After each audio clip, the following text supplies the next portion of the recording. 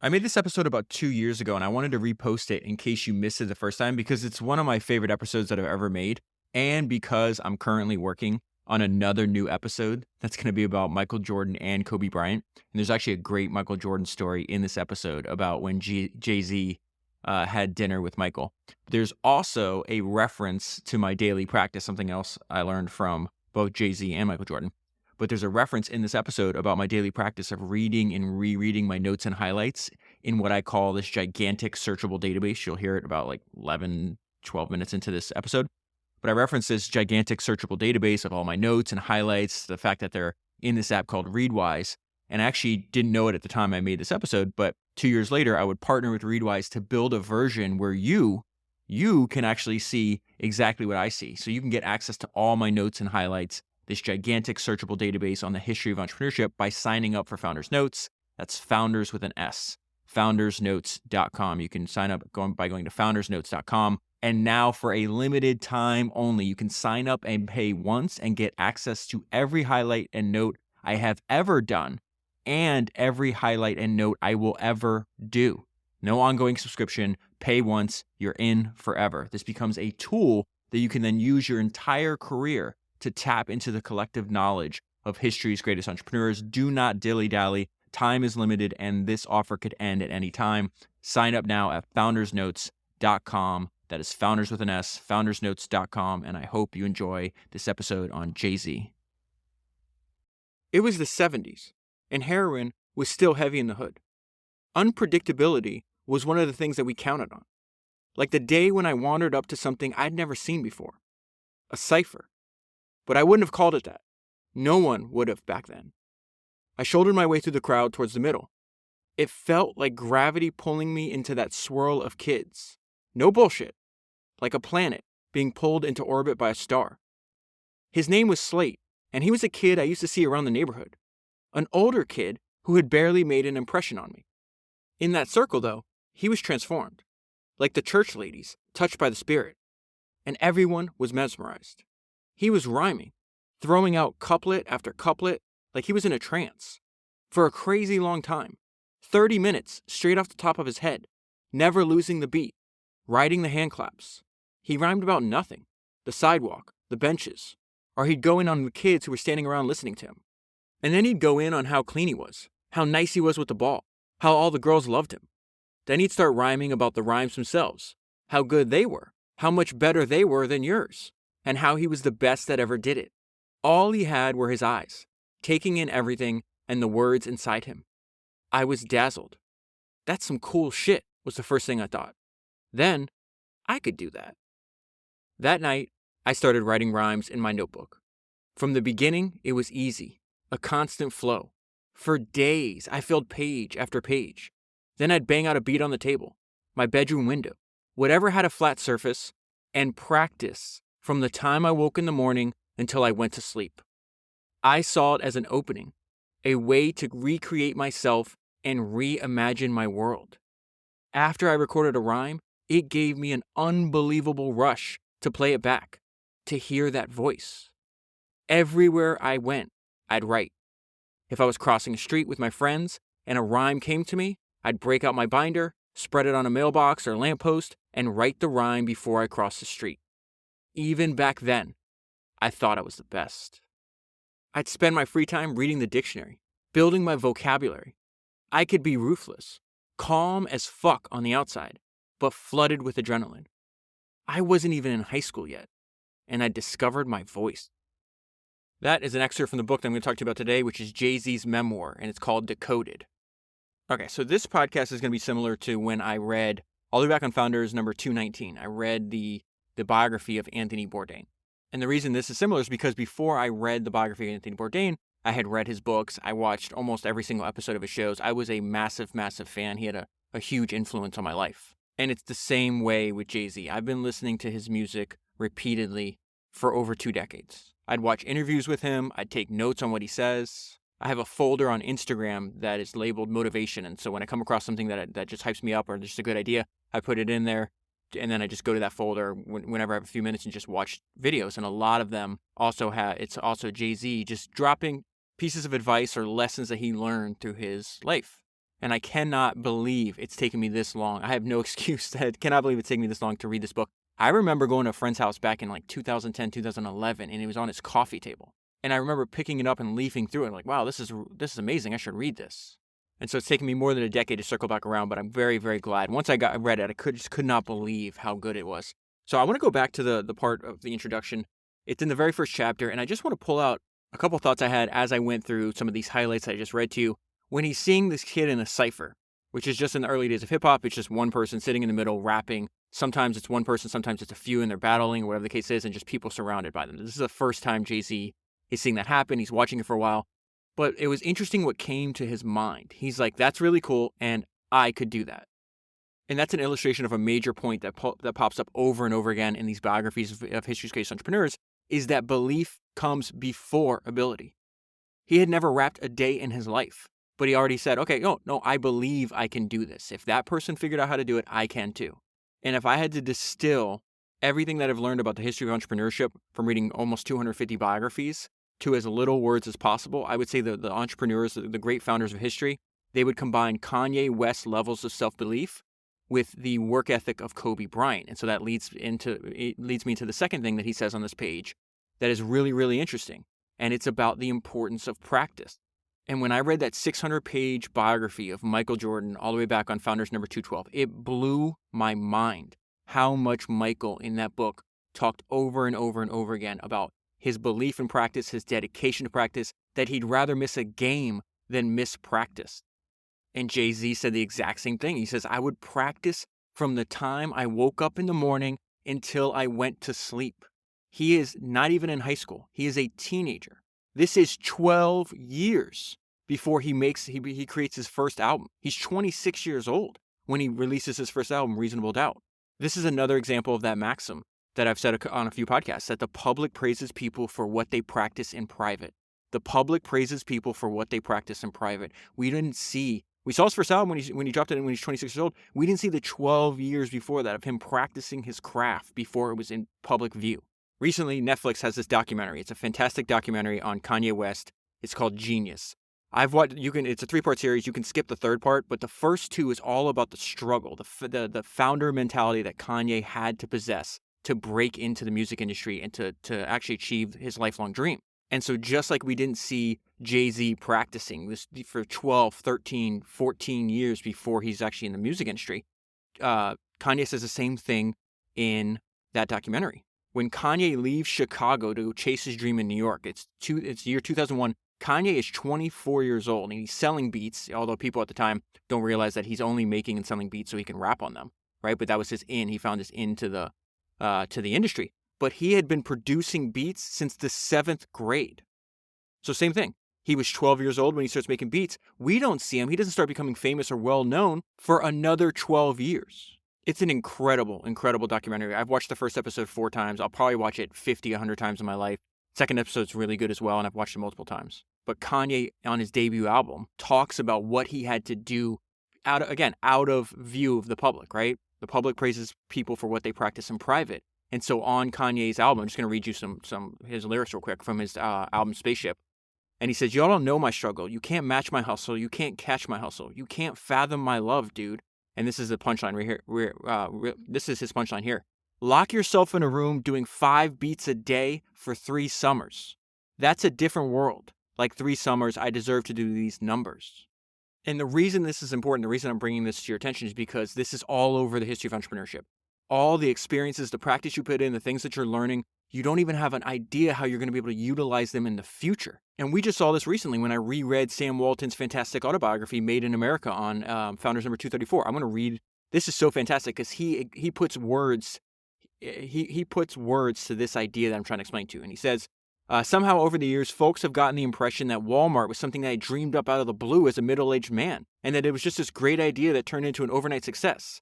It's true that I was 44 when we opened our first Walmart, but the store was totally an outgrowth of everything that we've been doing since Newport. So he's talking about the 12 or 14 years of his retail career, all the little tiny stores that he had opened before he had learned that there was a massive opportunity that he winds up calling Walmart. So it says it's true that I was 44 when we opened our first Walmart, but the store was totally an outgrowth of everything that we've been doing since Newport. I'm going to pause there, go back to what Jay-Z says.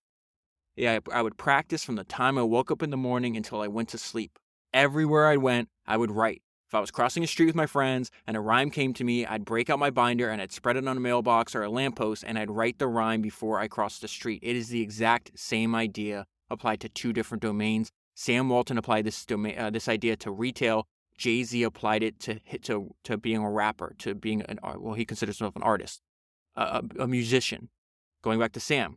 But that store was totally an outgrowth of everything we were doing since Newport. Another case of me being unable to leave well enough alone. Another experiment. And like most other overnight successes, it was 20 years in the making. And so let's go back to Jay-Z's motivations, to what I just read to you. I saw it as an opening, a way to recreate myself and reimagine my world. That is the exact same feeling. The feeling he's having as a 13 or 14-year-old saying, hey, maybe hip-hop is a way. I live in, I'm not very happy with my surroundings. I live in the projects. My dad left. I'm being raised by a single mother. We don't have a lot of money. A few months ago, I read Steven Spielberg's fantastic biography. This is back on Founders 209, in case you haven't listened to that podcast. I would highly, highly recommend. Filmmakers, I'm working on another podcast for you on a biography of a filmmaker. Filmmakers are some of my favorite people to read about, because I think the way they approach their craft, there's just so many parallels and ideas that we can steal as founders for our own work. But there's a line talks about why Steven Spielberg was obsessed. By the time he was like 12 years old, he's like, yep, I'm going to be the director. He starts practicing. Steven Spielberg, at 12 years old, started practicing. He said he would envision himself going to the Academy Awards and accepting an Oscar and thanking the Academy. He was 12 when he said that. Interesting enough, in that Kanye documentary I was just talking about, Kanye says something. He says, before I had a car, I would be walking to the train, practicing my Grammy speech. He was completely broke, couldn't even afford a car. I'm walking to the subway to go from my apartment in Jersey to Manhattan to try to sell some beats, and I'm already practicing my Grammy speech. It's the same idea, but what I wanted to compare for you, what Jay-Z just said. He's like, I thought it was a way for an opening for me to recreate myself and reimagine my world. It's very similar to what Steven Spielberg said they said about him in his biography when he's a young person. He was disappointed in the world, so he built his own. Jay-Z used hip-hop and rapping to build his own world. Steven Spielberg used making movies, directing movies to make his own world. And then just one other thing before I move forward in the book. Again, the importance of practice. That is the main lesson from, and Michael Jordan's, it says in the book that maybe no one has ever been as good as their job as Michael Jordan was toward later in his career. So there's a lot. Obviously, we're all trying to get to the top of our professions. We're trying to be the best we possibly can be. That's why we're listening to this. That's why we're reading these books. That's why we're doing all the stuff we're doing. And so Jordan just has a lot of things to teach us, but the importance of practice. And so ever since I read, I'll tell you how I interpret that for my own work. And so ever since I read that, or Jordan taught me that, I spend hours every day. When I'm not reading books or when I'm not making podcasts, I'm rereading the highlights. I told you I have over 20,000 highlights in this app called Readwise. So every single highlight I make goes into this app called Readwise. It becomes this gigantic search, database of all my notes and highlights from the history of entrepreneurship, and I just read them over and over again. And so what do we see here? Jay-Z, what is he saying? He's a young kid, and he's like, all I have are my eyes and my words, right? So he says, I'd spend my free time reading the dictionary, building my vocabulary. It's the same idea. Remember that too, because there's a fantastic story where Jay-Z gets to have dinner with Michael Jordan later in the book. So I'll bring that up to you because it's just fantastic. It's two of my favorite people having dinner together. So then he's talking about this time. This is the late 70s, early 80s. And if you ever study Marc Andreessen, so back on Founders number 50, I read Marc Andreessen's, I think it's 200-page archive of his blog that used to be on. You can go back there and in Founders number 50, you'll see the link to download the PDF for his blog. It's fantastic. It's absolutely free. There's no reason not to read it. It's really amazing. But Marc's advice for young people, he's like, listen, you should only be working in the industries where the founders of the industry are still in charge of their companies.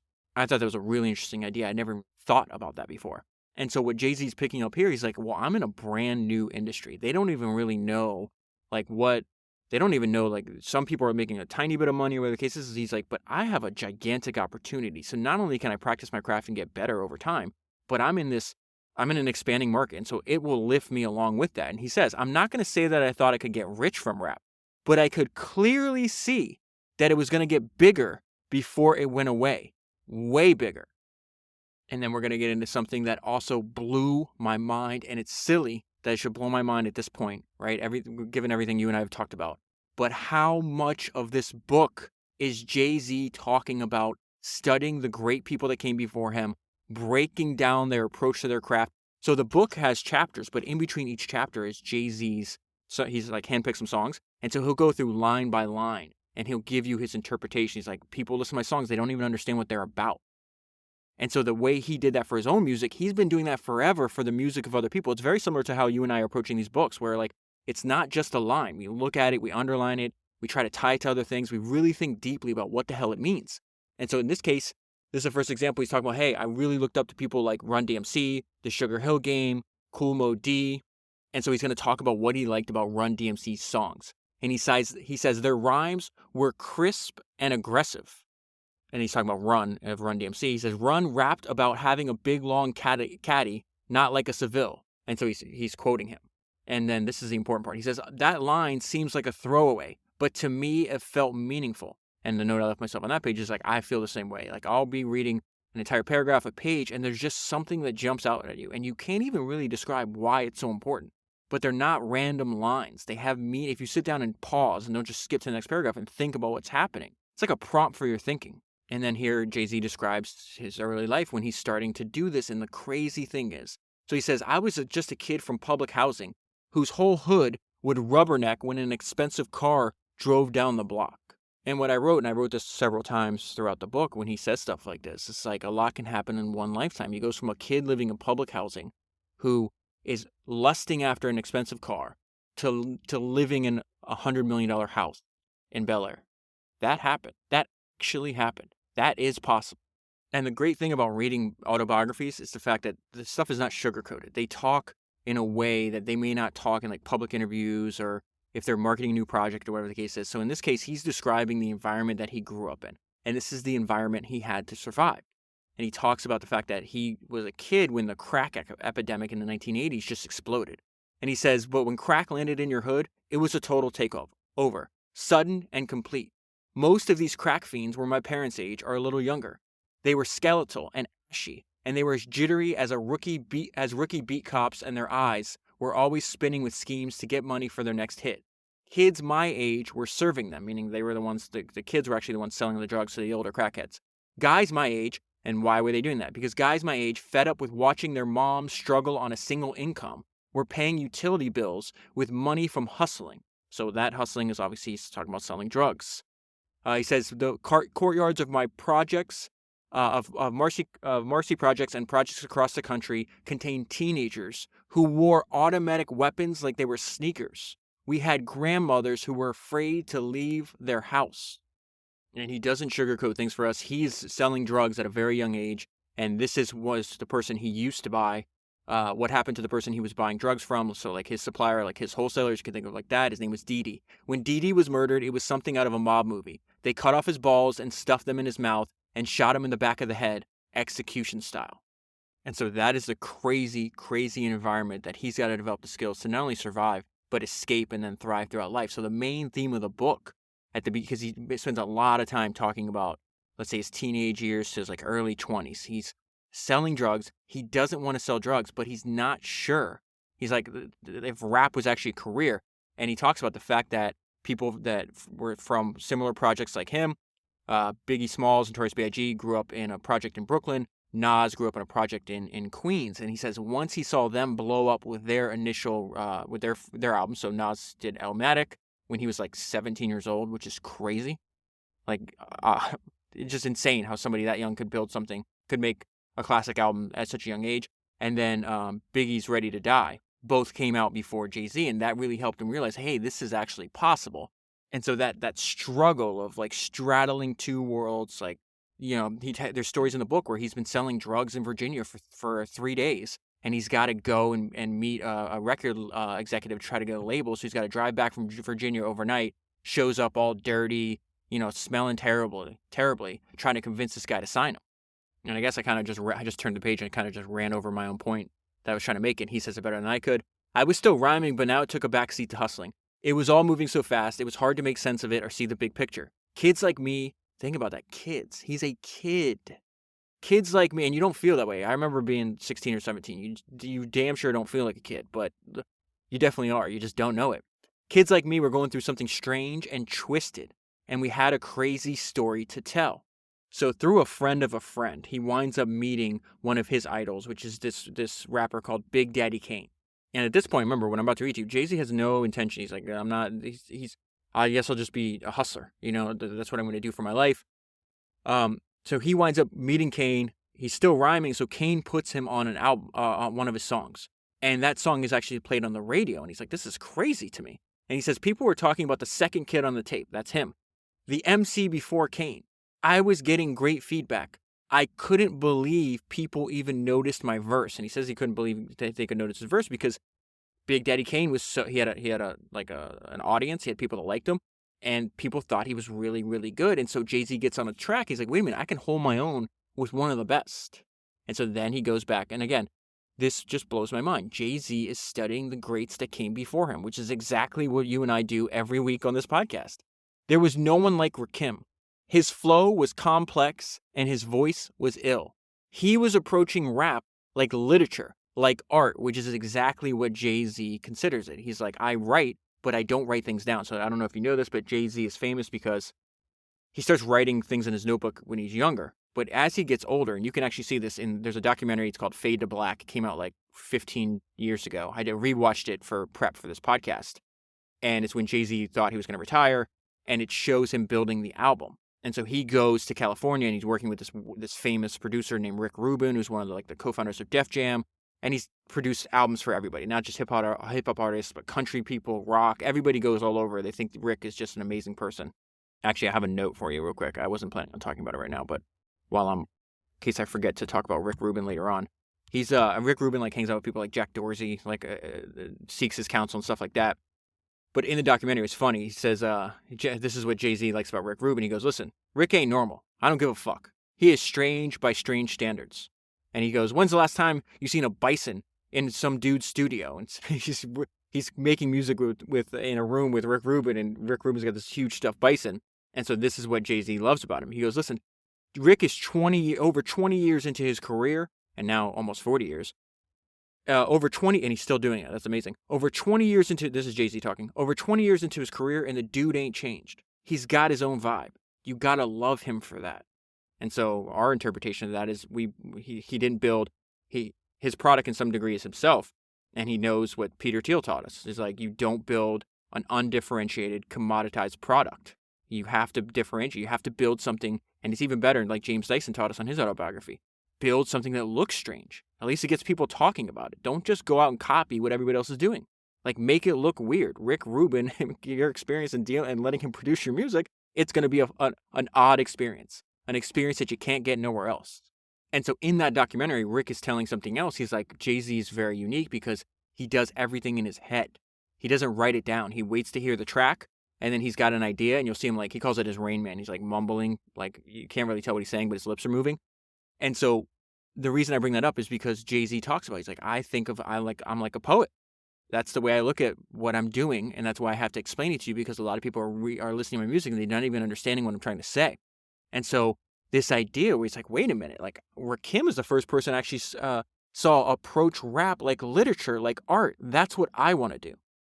And then he says, and his songs still banged at parties. Then he starts talking about what he learned from Ice-T, KRS-One, Dr. Dre, all these other people over and over again. And so the way to think about what's happening right there in the book is Jay-Z is doing exactly what Steve Jobs did, Bill Gates, Jeff Bezos, Warren Buffett, Charlie Munger. They all did this. They're analyzing the people that came before them, seeing how they approached their work, seeing what ideas that took them many, many decades to learn, and then taking the ideas and he's taking their ideas and adding his own unique twist on them and using them for his work. And I think the reason I'm talking fast and getting kind of excited is because this is just a reaffirmation for me and for you. Is we are on the right path. We are doing exactly what we should be doing. Just keep doing it. And so another theme of the book that Jay-Z talks about, he's I just love language. And so this is him talking about his love of metaphors. I love metaphors, and for me, hustling is the ultimate metaphor for the basic human struggle. The struggle to survive and resist. The struggle to win and the struggle to make sense of it all. And something that may surprise you, but I kind of like listening to his music and hear him talking in interviews, you kind of get this. He's rather introverted, and he says the promotion. He's talking about what happens after you create the album. He says the promotion was already starting, which isn't my favorite part of the process. I'm still a guarded person when I'm not in the booth or on stage or with my oldest friends, and I'm particularly wary of the media. And so he talks about, he's like, listen, man, if I don't know you, I'm going to be real quiet. But once I get to know you, I won't shut the hell up. And like I'm the exact same way. And that's another thing I appreciate that Jay-Z talks about, not in his music, but in the book a lot. It's like humans are multifaceted, man. We do things that we can't really explain. There's going to be actions that we're really proud of, actions that we don't like about ourselves, and you have to take the person as a whole. But there's just simply no such thing as a perfect human. Okay, so now we get to the first example of when he's breaking down his own lyrics. This is from the song American Dreaming. And it's really a story about entrepreneurship. I've mentioned Jay-Z a bunch of times on previous podcasts because I think, especially like his album 444, a lot of them, it's like entrepreneurial anthems. And so I'm going to go through this and try to make sense. I have the connections I make here are so bizarre. Okay, so it starts, first I'm going to give you the line he says and then his interpretation of this. So it says, this is the shit you dream about with the homies steaming out, back in them beamers out. So his interpretation of that line, this is Jay-Z talking. This is really where it begins. In a room with your dudes, too young to shave, dreaming about big body Benzes you're going to push. Obviously, for me, this is happening in Marcy, but this could be anywhere. A basement in the Midwest, a backyard in California, an Oldsmobile somewhere down south. The danger is that it's all just talk. And then I double underline this section.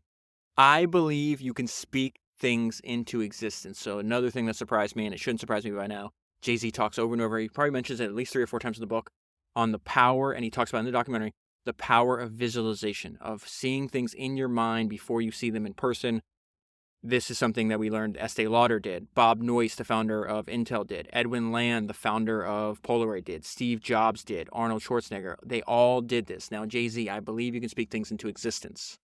And he says it starts from a dream. You're sitting there daydreaming with your friends about future success.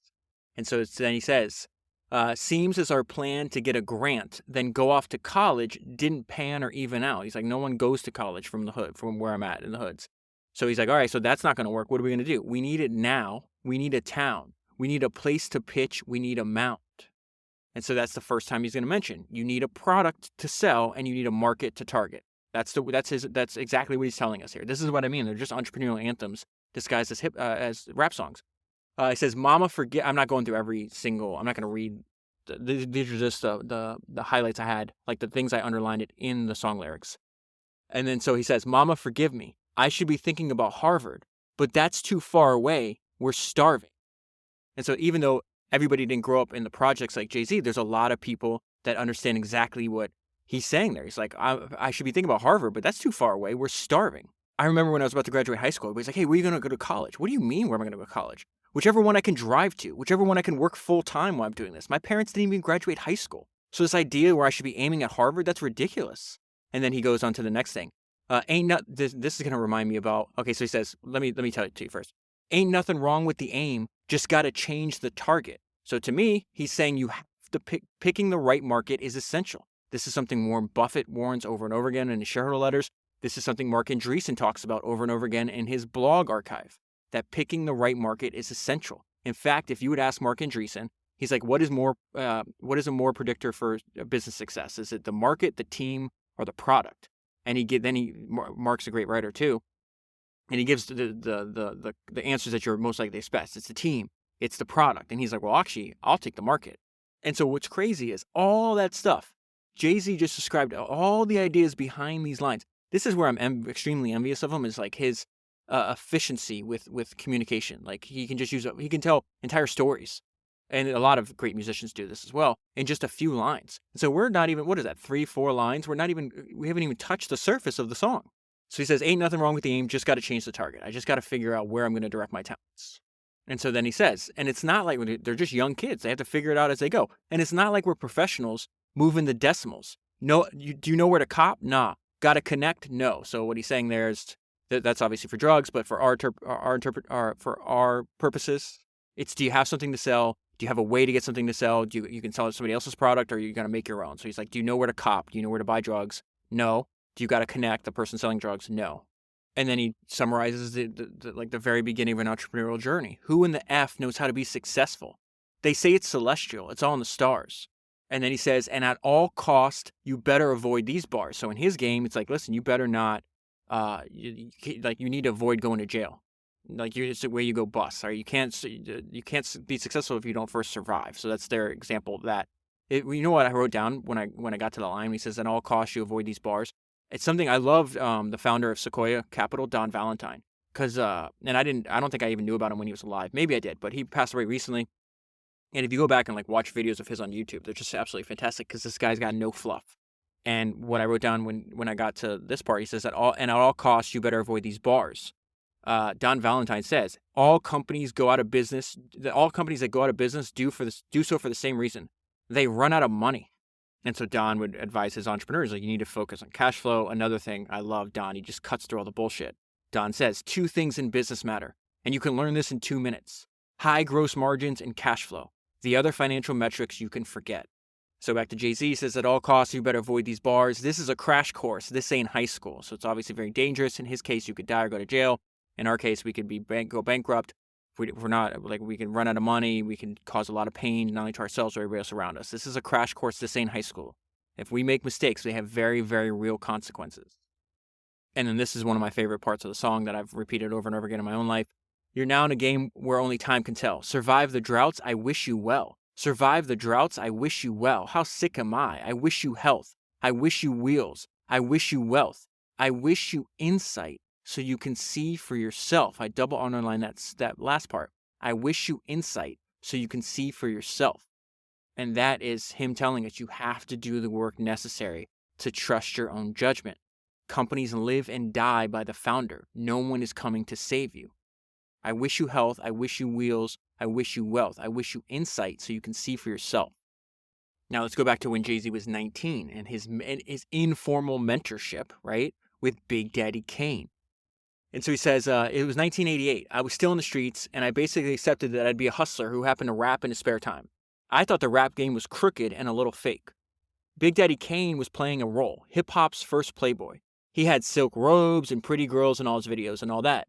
But his flow was sick. So his point was yeah, people see the flash, right? They see the girls, they see the robes, they see the jewelry. But I'm actually looking at what he's actually saying and how he does it. And I'll tell you what this made me think of in a minute. He was condensing, stacking rhymes on top of one another. Trying to keep up with him was an exercise in breath control, in wordplay, in speed, and imagination. He was relentless on the mic. So think about that. How many people watching Big Daddy Kane's music videos, how many people listening to his music are thinking about stacking rhymes on one top of other? How many of them are thinking about the importance of your breath control, the importance of your wordplay, the speed at which you're saying the words and how you space them out? And so he says, I went on the road with Kane for a while, and I double underline this section. I got an invaluable education watching him perform. This is the exact same, the way Jay-Z is talking about Big Daddy Kane is exactly the way Kobe Bryant used to speak about Michael Jordan. And so Kobe said, when I grew up watching Michael play, listen, I have goosebumps right now. This is freaking crazy. When I grew up watching Michael play, my generation saw the highlights and the fancy stuff. But what I saw was his footwork. I saw the spacing. I saw the timing. I saw the fundamentals of the game. Is that not exactly what Jay-Z was just telling us? I got an invaluable education from watching him perform. I was watching his breath control, his wordplay, the way he stacked rhymes on one another, while you're watching the girls and the jewelry and the robes, just like Kobe's generation was watching the highlights and the fancy stuff. Kobe's focused on the footwork, the spacing, the timing, the fundamentals of the game. Back to Jay-Z, Kane had just an incredible amount of showmanship. Even today, I use some of the ideas I picked up back then in my own shows. Let's go back to what Kobe just said, or I haven't said it yet, but what Kobe said. Everything that I do, I learned from the guys who came before me. Go back to Jay-Z before we go back to Kobe. I used some of the ideas I picked up back then in my own show, and he was generous too. Generous, remember that word. He'd stop the show and bring me out when no one knew who the hell I was. If you watched the fantastic documentary, The Last Dance, episode 5, right before Kobe passed away, unfortunately, he was interviewed. And this is what Kobe said. When I came into the league, Michael provided a lot of guidance for me. I don't know why I'm getting so emotional. I had a question about shooting his turnaround shot. He gave me great detailed answers. And on top of that, he said if you ever need anything, he gave me a call. Guess what? Bob Noyce of Intel and Bill Hewlett and David Packard of HP were generation older than Steve Jobs, and they did the same thing. It's the right thing to do. And then Kobe says, I truly hate having discussions. What is going on? My voice is like cracking. All right, okay. I get excited about this stuff, man. I truly hate having discussions about who would win one-on-one or fans saying that you'd beat Michael. I feel like, yo, and he puts his hands up. Kobe puts his hand up to say stop, to chill. And he says, so I hate having these discussions about who would win a one-on-one or fans saying that you'd beat Michael. I feel like, yo, what you get from me is from him. I don't get 5 championships without him because he guided me so much and gave me so much great advice.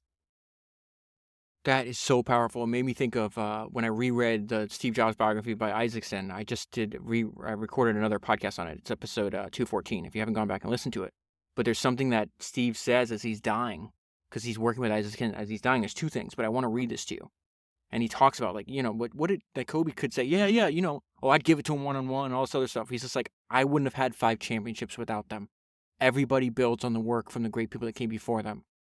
And so Steve is telling us, like, he's parting words of advice to us. He's like, listen, I hate it when people call themselves entrepreneurs when what they're really trying to do is launch a startup and then sell or go public so they can cash in and move on. They're unwilling to do what it takes to build a real company, which is the hardest work in the business. That is how you really make a contribution and add to the legacy of those who went before. You build a company that will still stand for something a generation or 2 from now.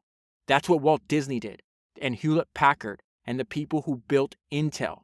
They created a company to last, not just to make money. And that is what I want Apple to be. And then the other example happens when Jobs is in a massive lawsuit with Google. And so he says, Jobs had another visit that month from someone who wanted to repair fences. It was Google's co-founder, Larry Page, who lived less than 3 blocks away and had just announced plans to retake the reins of his company. He asked if he could come by and get tips on how to be a good CEO. This is really important because they're in a massive lawsuit against each other. And look at what Jobs does. He does the right thing. So it says, Jobs was still furious at Google. My first thought was, fuck you, Steve said. But then I thought about it, and I realized that everyone helped me when I was young. What is happening in the book where we're at? Big Daddy Kane is a star. No one knows who the hell Jay-Z is. He does not have to give him the time of day. Not only does he put him on songs, not only does he let him go on tour with him, he brings him out and tries to introduce him to other people when no one knew who he was. But then I thought about it and realized that everybody helped me when I was young. From Bill Hewlett, a founder of HP, to the guy down the block. So I called him back and said, sure. Larry came over, sat in Jobs' living room, and listened to his ideas on building great products and durable companies. So then he talks about mentoring Memphis Bleak, which is like this young kid that lived in his projects as well. They do a song together, and I just want to pull out one line here because just one line made me think of so many other examples. And so Jay-Z's, in the song, he's playing the role of like the older mentor to the younger person. And he says, hold up, now listen to me. You let them other dudes get the name, skip the fame. 10,000 or 100, so 10,000 or 100 G's, so 10,000 or $100,000. Keep your shit the same. And so that's the line. And then this is Jay-Z now writing many years after the fact what it means.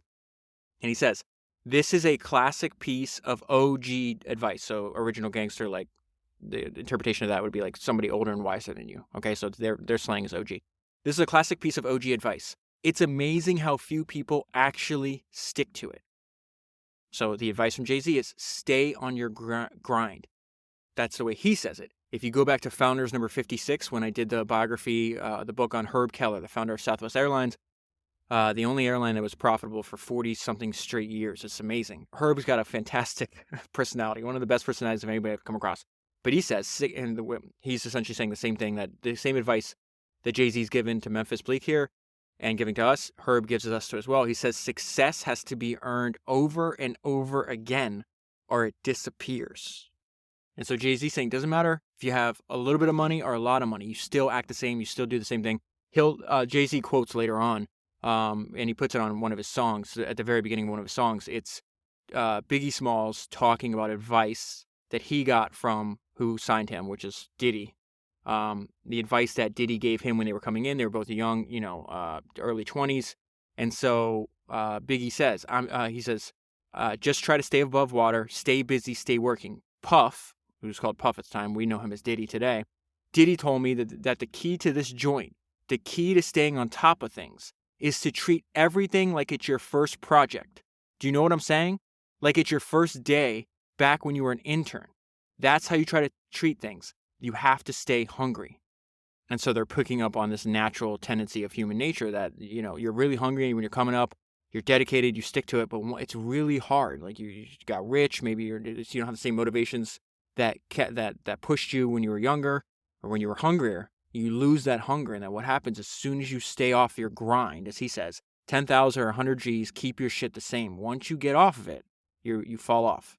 As Herb said, you can't do that. Your success has to be earned over and over again, or it's going to disappear.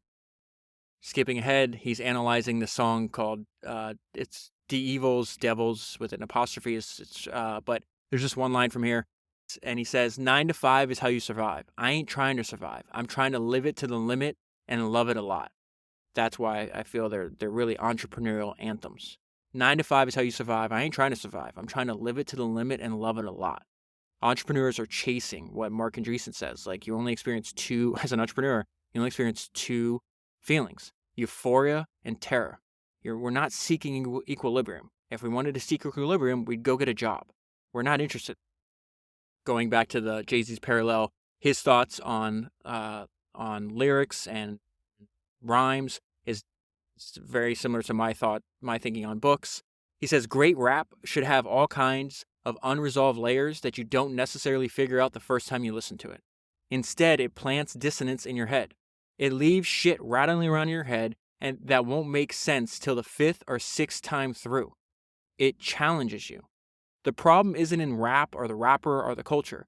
The problem is that so many people don't even know how to listen to the music. And here's an example of that, because this is just one line, and I'll tell you it's very similar to what you and I just discovered on that book about the early history of PayPal back on episode 233. Every hustler knows the value of a feint, meaning a head fake, like a movement that is not going to reveal your intention, okay? Every hustler knows the value of a feint. It keeps you one step ahead of whoever's listening in. So in that fantastic book, Founders, that Jimmy Soni wrote about the early history of PayPal, there is something that Reid Hoffman, who was working at PayPal at the time, goes on to found LinkedIn, and now he's a venture capitalist and all this other stuff. But at the time, he gives the rope-a-dope. He does a feint to eBay. So PayPal is getting ready. They had been in acquisition talks with eBay over and over again. They always fell through. And so PayPal's going ahead with the IPO.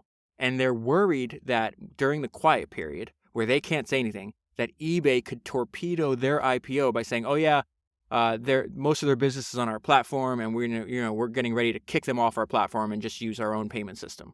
So essentially, like when they're going to attack somebody that they don't like, because eBay and PayPal did not like each other, and they're going to attack the weakness of their enemy at a time when the enemy cannot fight back. So they come up with, and that's why you have to read the book over and over again, because these guys were geniuses on how just this unique way they solve problems. So Reid Hoffman says, hey, you know what? Let's sit down and let's have like more acquisition talks. I think we can work this out. And so he's only doing that because if you're in the middle of if your company's trying to buy my company, and I can convince you, I'm faking that I am really interested and I want to sell you my company. Let's just get this locked up now. You're not going to say things that will decrease the value of the company. You're not going to destroy my IPO. And the entire time, Meg Whitman, who's the CEO of eBay at the time, thought that they were serious. They were never serious. They did not want to sell the company. They just wanted you not to destroy the IPO. So let's go back. Again, that's a long story. It goes over a couple pages in a book. Jay-Z says it. Every hustler knows the value of a feint. It keeps you one step ahead of whoever's listening in. So then we go back to studying the greats. Before he could meet the greats, he would study them through their music, right? And at this point in his career, and this is not, the book is not in chronological order, just so you know. At this point in the career, he's already super famous, so he gets to sit down and meet with Quincy Jones and Bono from U2. I met Bono years ago in the cigar room of a bar in London with Quincy Jones. This book is filled with stories like this, which again, I've been a lifelong Jay-Z fan. I didn't even know that stuff. I spent most of the night quizzing Quincy about Thriller, which I think is the greatest album that has ever been made. Bono was beaming and laughing the whole time. I liked him right away. I was completely unprepared for what a genuine, humble, and open person Bono was. We became friends after that night. So then they run into each other later on in New York. He told me he read an interview I'd done somewhere. The writer had asked me about the U2 record that was about to be released, and I said something about the kind of pressure a group like that must be under just to meet their own standard. Bono told me that my quote had really gotten to him. In fact, he said it made him a little anxious. He decided to go back to the studio even though the album was already done, and he kept reworking it until he thought it was as good as it could possibly be. This is the important part and the reason I'm bringing this to your attention. It's because, again, from the outside, Bono's super famous. He's YouTube. Like, he's settled. He's not nervous. He's not worried. Yes, he is. Everybody is. I really wasn't trying to make him nervous with that quote, and I was surprised to find out that at that point in his career, he still got anxious about his work. It is only right that I met him and Quincy Jones on the same night. They're both already in the pantheon. We ended up trading stories about the pressure we felt, even at this point in our lives. And so Jay says, I've heard him say in interviews over and over again, hey, listen, I respect the greats, I learn from the greats, but I'm competing with them too. I want to be the best that ever did it. There was something beautiful about Tupac being my closest competition on the charts that week. So he talks about, they both released albums. This is many years after Tupac died, and Tupac winds up coming in second. He comes in first. So there's something beautiful about Tupac being my closest competition on the charts that week. Aside from the heartbreak of losing two great MCs and one great friend, I've always felt robbed of my chance to compete with Tupac and Biggie. Competition pushes you to become your best self. Jordan said the same thing about Larry Bird and Magic Johnson. That desire to compete and to win was the engine of everything we did. So then he flashbacks in his life. He's still thinking, okay, like, am I going to sell drugs? Or like, can I make this hip-hop thing work? And I'm going to read my note to you first before I read this section because I think it informs what's happening here. And I wrote, founder mentality. You know exactly what Jay means here. I wanted money and excitement and loved the idea of cutting myself loose from the rules and low ceilings of the straight world. She's like, I'm not going to get a job. The kid on the street is getting a shot at a dream. He sees the guy who gets rich and thinks, yep, that'll be me. He ignores the other stories going around. So for his purposes, he's talking about death and jail. Our purposes, we're thinking, yep, that person built a successful company. So can I. We also know that there's a ton of people who fail and there's devastating consequences to that. And so he goes back to this. These kids, he sees the guy who gets rich and thinks, yep, that'll be me. He ignores the other stories going around. They're working because they think they're due for a miracle. The kid in McDonald's gets a check and that's it. I never even consider that as a possibility. When you've got a nation of hustlers working for a small handful of slots, you learn something that you never learn at McDonald's. If you got the heart and the brains, you can move up quickly. There's no way to quantify all of this on a spreadsheet, but it's the dream of being the exception. And he also clarifies, he's like, listen, I'm not dissing you if you go to work at McDonald's, because he says it's like, there's like a level of courage to walk through the hood, the Marcy Projects in your uniform, and everybody else is saying, hey, go play basketball, go sell drugs, do all this other stuff. He's like, no, I'm taking a predictable path to success where I can actually pay my bills legitimately and not worried about getting killed or going to jail or whatever the case is. But Jay-Z's saying, it's just like, I never thought about that. He says in his rap, he's like, I never had a job. Like, he never had a job in his entire life other than one that he made for himself. So one of the people that he gets to know when he's still, before he's in the music industry, is this rapper named Jazz. And there's just, he learned something because Jazz gets signed. He's one of the first people he knows to get signed to a major record deal. And that's where he's like, wait a minute, this isn't what we see. Like, they're not actually adding a lot of value. He says it's like the most crooked legal contract in history. So he says, I would link with Jazz. We'd go back and forth to each other's houses and write rhymes for hours. We'd lock ourselves in a room with a pen and a pad. So again, he's telling us practice over and over again. Jazz got a record deal. EMI advanced him a ridiculous amount of money, nearly $500,000. That was huge back then. The label rented Jazz a flat in London to work with Chuck, which is this new, successful producer. So go to London, we'll rent you an apartment and work with Chuck and record your debut. Jazz invited me along for the ride. And inside, I was doing backflips and shit. So Jay-Z's talking about, I was like, listen, I'd been out of my projects. I'd been to maybe Virginia, Maryland, New Jersey, but I'd never been abroad. Like, this is insane. He says, and even though I didn't go around talking about it, even to my closest friends, I believed I could make it as a rapper too. So he talks about the time in London. I was like a sponge. When I'd sit in on Jazz's recording sessions and meetings, I never gave my opinion about how his business was being run.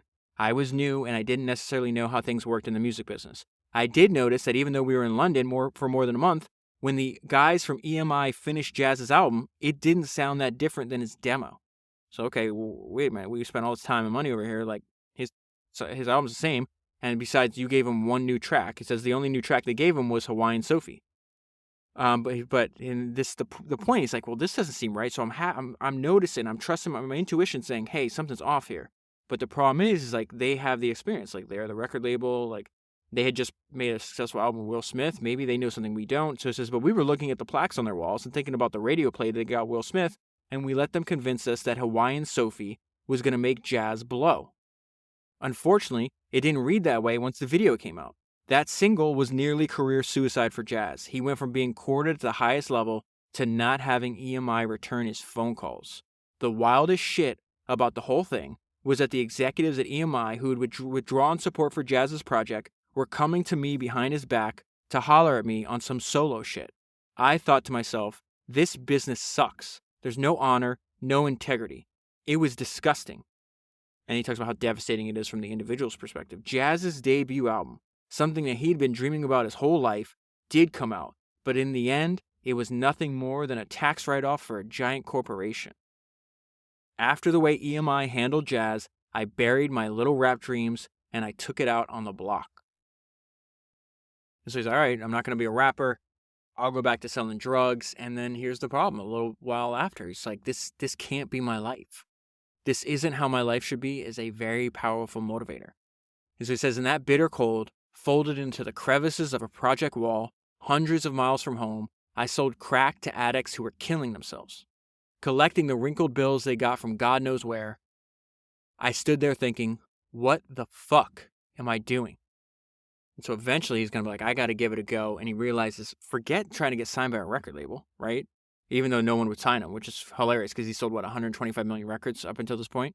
No one wanted to sign him, so he had to make his own record label, which winds up being the best idea he ever had in his life, or one of the best ideas he ever had in his life. But he goes back to studying the greats. And this is going to be, I mentioned Rick Rubin, one of the co-founders of Def Jam. This is the guy, Russell Simmons, who essentially is the first rap mogul. So it says, when I was moving off the street and tried to envision what winning looked like, it was Russell Simmons. Going back, see what I mean? How it blows your mind, or blew my mind? How much of this book is Jay-Z just studying the great people that came before him? Russell was a star, the one who created the whole model for the hip-hop mogul that many people like Andre Harrell, Puff Daddy, and even Suge Knight went on to follow. People in the record business had always made a lot of money. Not the artists, who kept dying broke, but the execs. Still, regular fans had no idea who they were. Russell changed that. His brand as an executive mattered not just within the industry, but among people in the street. And with Def Jam, he created one of the most powerful brands in the history of American entertainment. Russell also made being a CEO seem like a better deal than being an artist. He was living life crazy, fucking with models, riding in Bentleys, with his sneakers sticking out the window, and never once rapped a single bar. His gift was curating a whole lifestyle: music, fashion, comedy, film, and then selling it. He didn't just create the hip-hop business model, he changed the business style of a whole generation of Americans. The whole vibe of startup companies in Silicon Valley with 25-year-old CEOs wearing shell toes is Russell's Def Jam style filtered through different industries. The business idea, so he's still talking about all the lessons he learned before he met Russell. The business ideal for a whole generation went from growing up and wearing a suit every day to never growing up and wearing sneakers to the boardroom. I understood what Russell was onto. He discovered a way to work in the legit world, but to live the dream of the hustler: independence, wealth, and success outside of the mainstream rules. That's more founder mentality.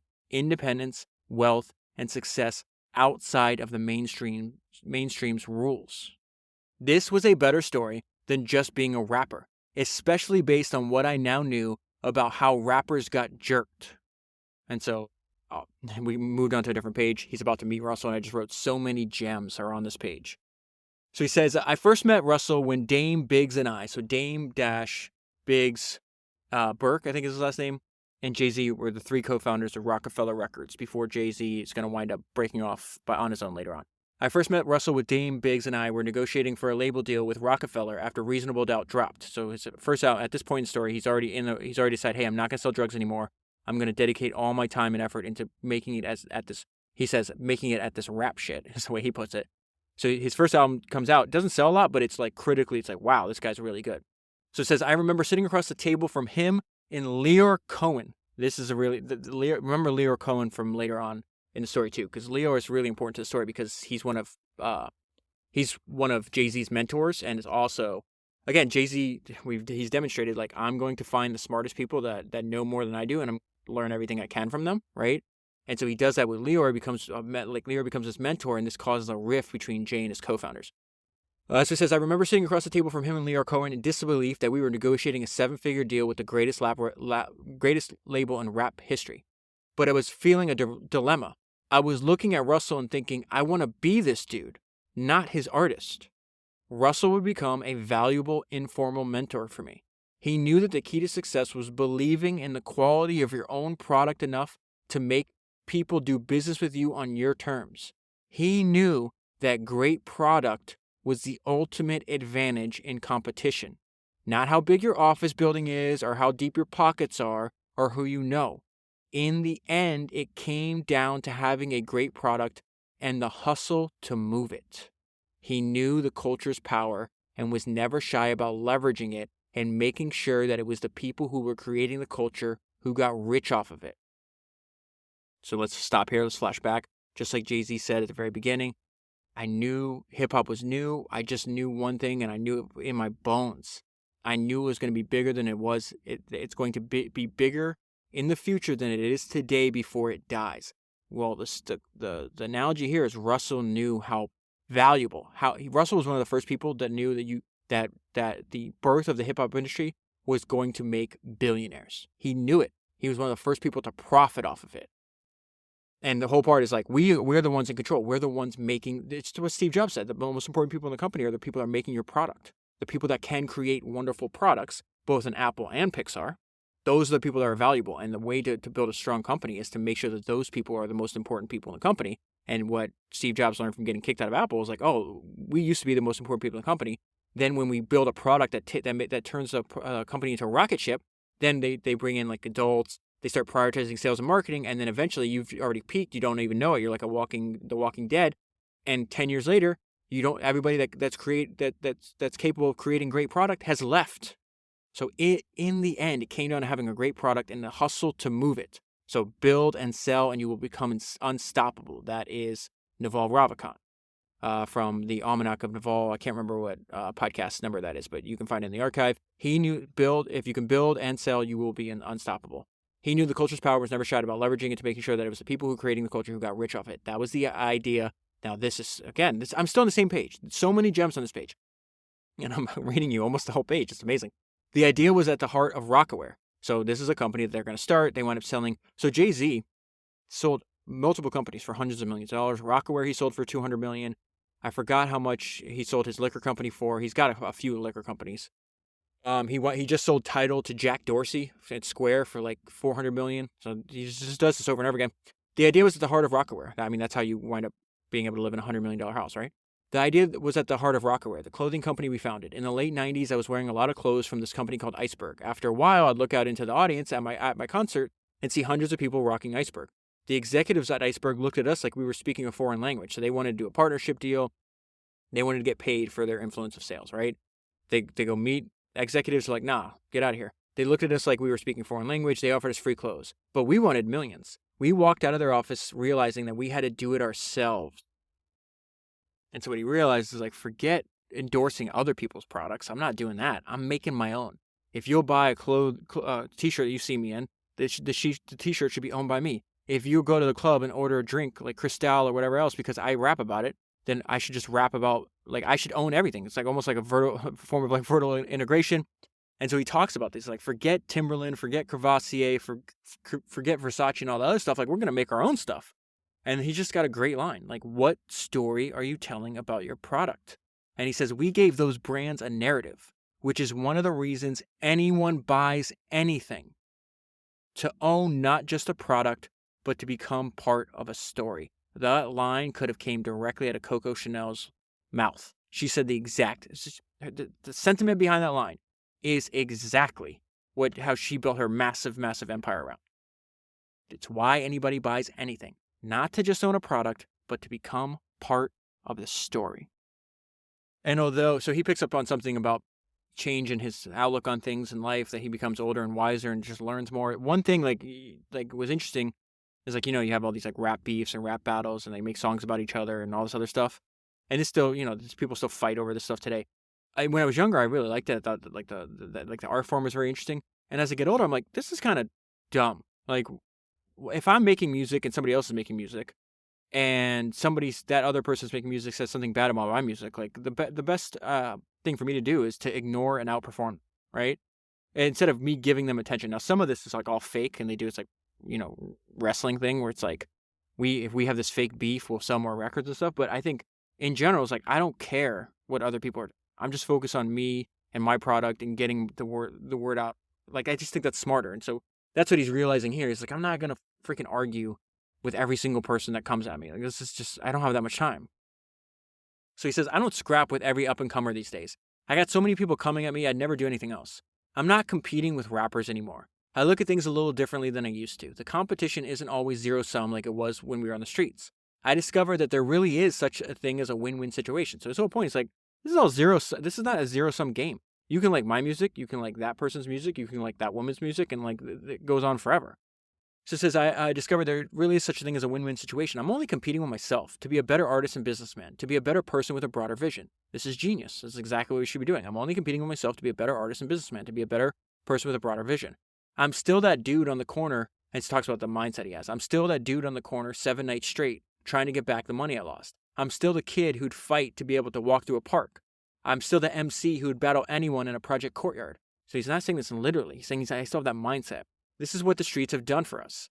They have done for me. They've given us a drive. They've made us stronger. Through hip-hop, we found a way to redeem these lessons and to use them to change the world.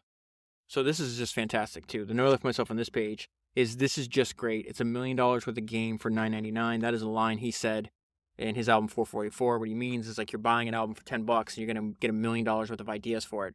Very similar to what they said in Poor Charlie's Almanac, Founders number 90, if you haven't listened to that, where it said there's 30, the reason that all hit, like when you study the best founders and the best investors, like they all have deep historical knowledge. And the reason is, there's a line in Poor Charlie's Almanac. They said there's ideas worth billions of dollars in a $30 history book.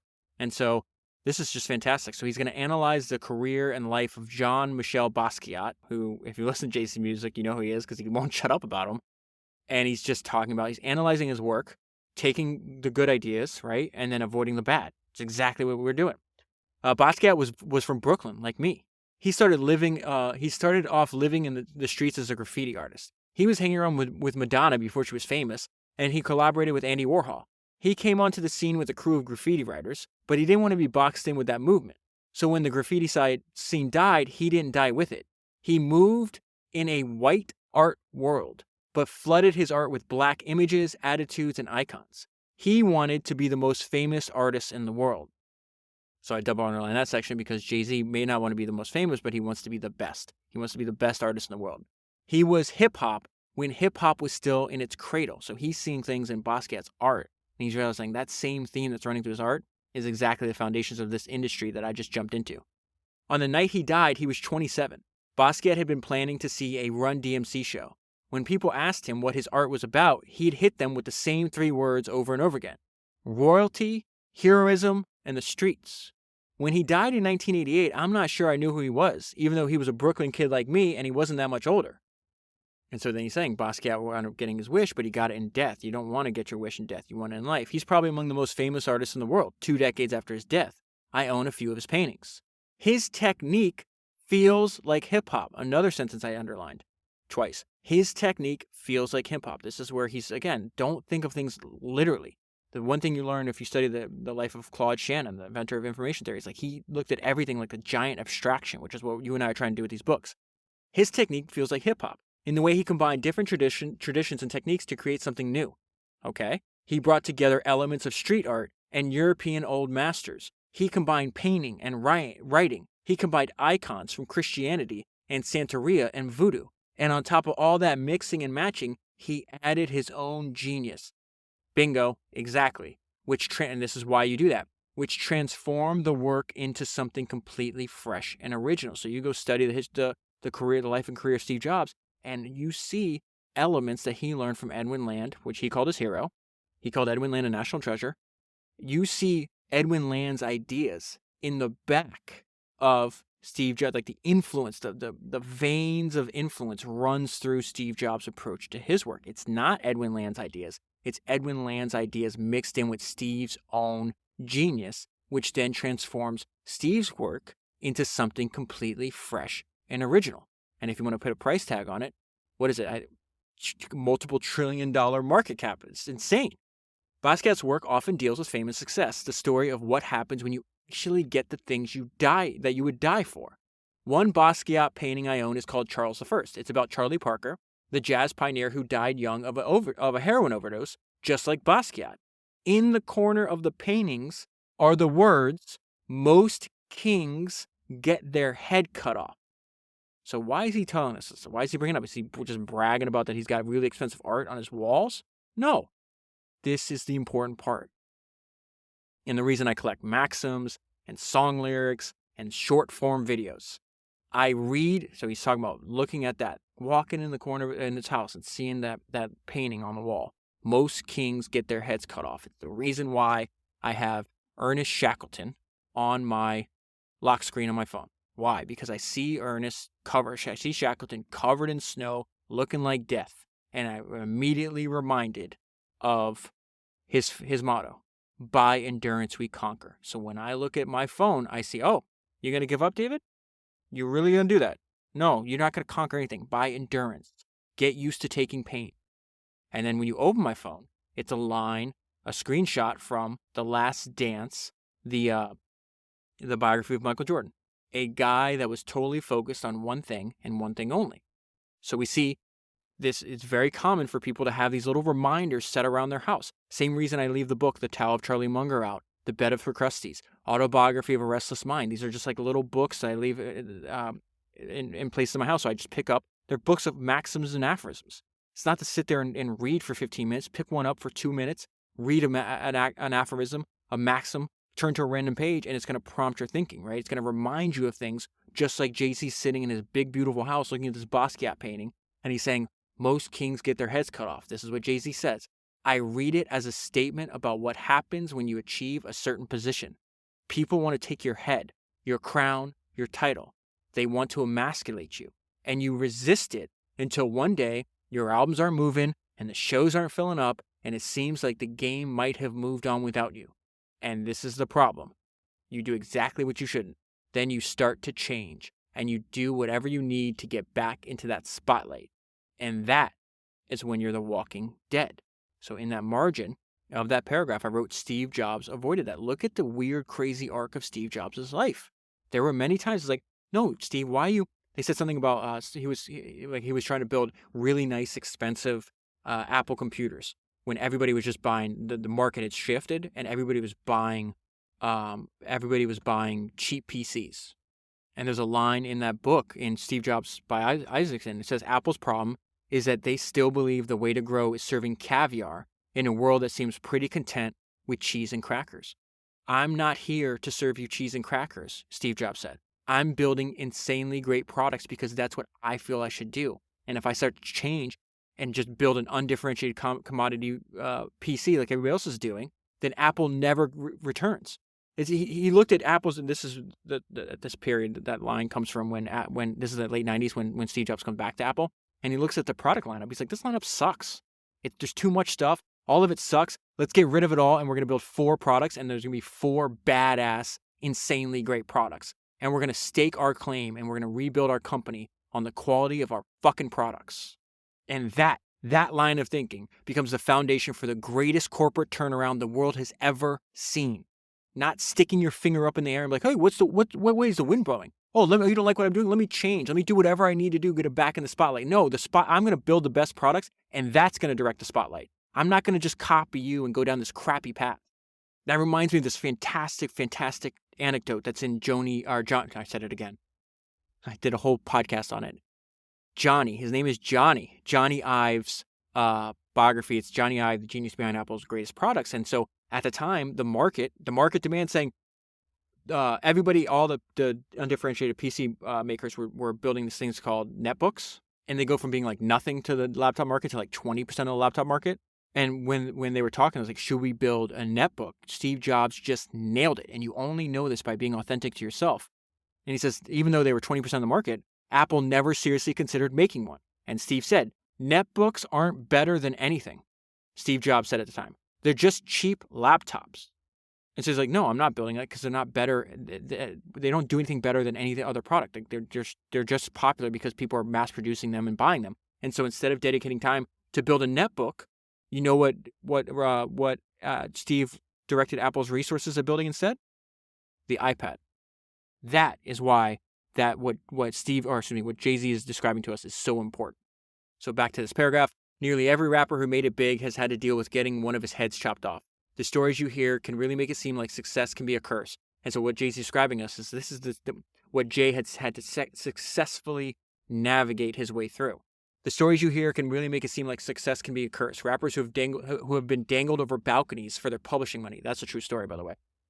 Held by their ankles. Sign this contract and we're going to drop off the balcony. Driven out of their hometowns, fucked up by drugs, sued by their own families, betrayed by their best friends, sold out by their crews. There are rappers who blow up and blow through whole fortunes. They squander every opportunity and before you know it, end up back on the block. And so this is why this book is really hitting home for me, is because there's a bunch of other people that I like their music.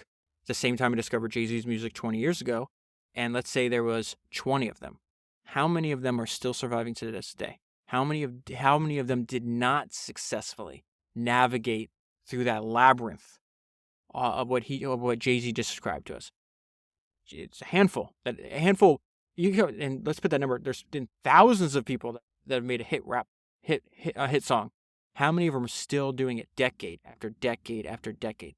That's what I'm interested in. I'm not interested in being good at podcasting for a year or two, but a decade after decade after decade, because that is what my heroes did. Steve Jobs is a hero. He worked on his career for 40 years. Charlie Munger and Warren Buffett are still at it. Enzo Ferrari died. Enzo Ferrari's exit strategy was death. Edwin Land ran his company longer than almost any other American business founder, any other founder in American business history. Steven Spielberg is still at it. All these other people I look up to and admire for different reasons. Like the one thing that they all have in common is longevity. Jay-Z, same thing, longevity. So you take maybe thousands of people that had a hit song like Jay-Z did, and maybe 5 are still doing it for as long, maybe 3 or 4, whatever the number is, are still doing it as long as he is. That long-term success is the ultimate goal. And so I turn the page and he's back at it. And this is what I wrote. He just gets it. Jay just has the ability to connect the dots. I'm also lucky never to have needed the approval of the gatekeepers in the industry, because from the start, we came in the game as entrepreneurs. That gave me the freedom to just be myself, which is the secret to any long-term success. But exactly what we just talked about with Steve Jobs, right? That is a secret to any long-term success, but that's hard to see when you're young and desperate just to be put on, just to get put on. I don't accept, and I ran over my own point I just said a minute ago, this is the goal here. I don't accept that failing is inevitable. I think there's a way to avoid it, a way to win, to get success and its spoils, and to get away with it without losing your soul or your life or both. It's exactly what Jay-Z is able to accomplish. I'm trying to rewrite the old script, but Basquiat's painting sits on my wall like a warning. A few pages later, just one line here, a reminder that this is something I learned from Bill Gurley. Be the best informed person in your field. If you've never seen that fantastic talk, go to YouTube, type in Running Down a Dream, How to Survive and Thrive in a Career You Love, I think it is. Be the best informed person in your field is a direct quote from that talk. And he says, I'm a music head, so I listen to everything. People around me are passionate about music. We study music. We seek it out. Then he talks about, he's like, you shouldn't be an artist. You should be a businessman. You should approach your art as a business. And again, really, he's just listing the pitfalls of the game that he was able to avoid.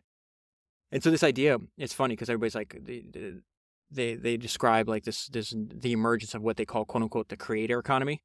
That is not a new idea. Back in 2005, and I think Jay-Z put it better than the term creator economy. He says, I'm not a businessman. I'm a businessman. The other part of commercialization is the idea that artists should only be thinking about their art and not about the business side of what we do. When I committed to a career in rap, I wasn't taking a vow of poverty. I saw it as another hustle. Exactly. Dead on. It's just another product to move. I saw it as another, just he happens to love and be obsessed with it. And obviously the intent or the like reading through the lines there is that increases his ability, the likelihood of his success. I wasn't taking a vow of poverty. I saw it as another hustle, one that happened to coincide with my natural talents. So I mind my business and I don't apologize for it. There's this sick fascination with the dead artist, the broke artist, the drugged out artist. And another thing that's kind of surprising is how much Jay-Z talks about, like, don't drink all the time, don't smoke weed, don't do coke, like, have a clear head. There's a fantastic story about him and Biggie with regard to that. I'll get to it in a minute. There's a sick fascination with the dead artist, the broke artist, the drugged out artist, the artist who blows all of his money on drugs and big chains and ends up on a VH1 special. And he's just saying, he's like, I'm not doing that. You're not going to catch me slipping like that. So then we get to the point where he's analyzing one of his freestyles. I'm going to skip the line. I want to say just a few sentences, 2 sentences, I think, about what he's talking about. And again, Bob Noyce, Estee Lauder, Edwin Land, Steve Jobs, Arnold, Jay-Z, they all do this in the song.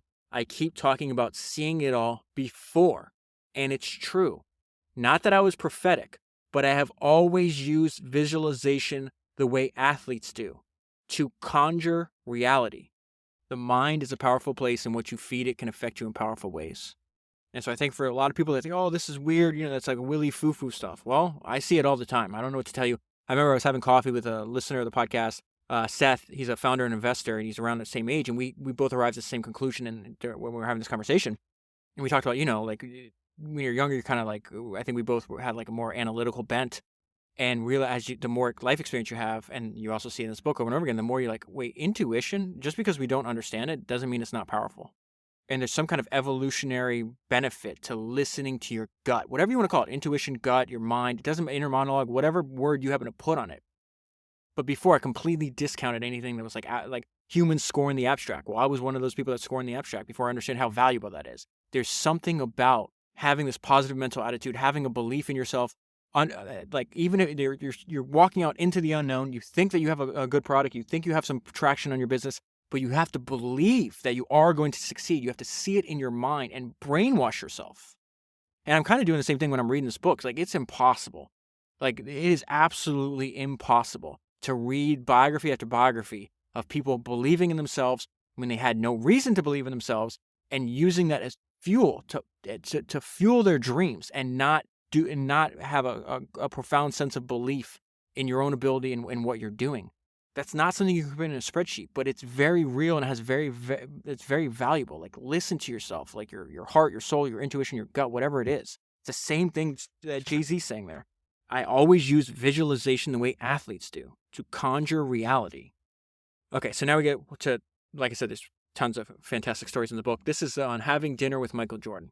So he says, I also believe there's a lot to be learned from elite athletes. Sports are one of the great metaphors for life. I know I'm not alone when I say this, but I absolutely love Michael Jordan.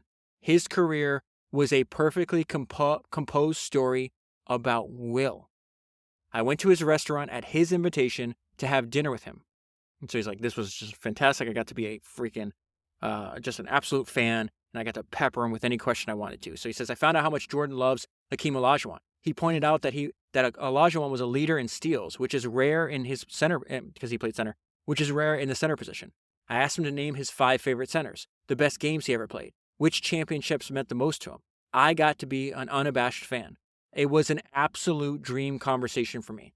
The things that distinguished Jordan wasn't just his talent, but this is the most important part and it speaks to exactly like his dedication, the dedication that Jay-Z had in his craft, the one that Kanye, we mentioned earlier. I'm locking myself Lock yourself in a room and do 5 beats a day for 3 summers.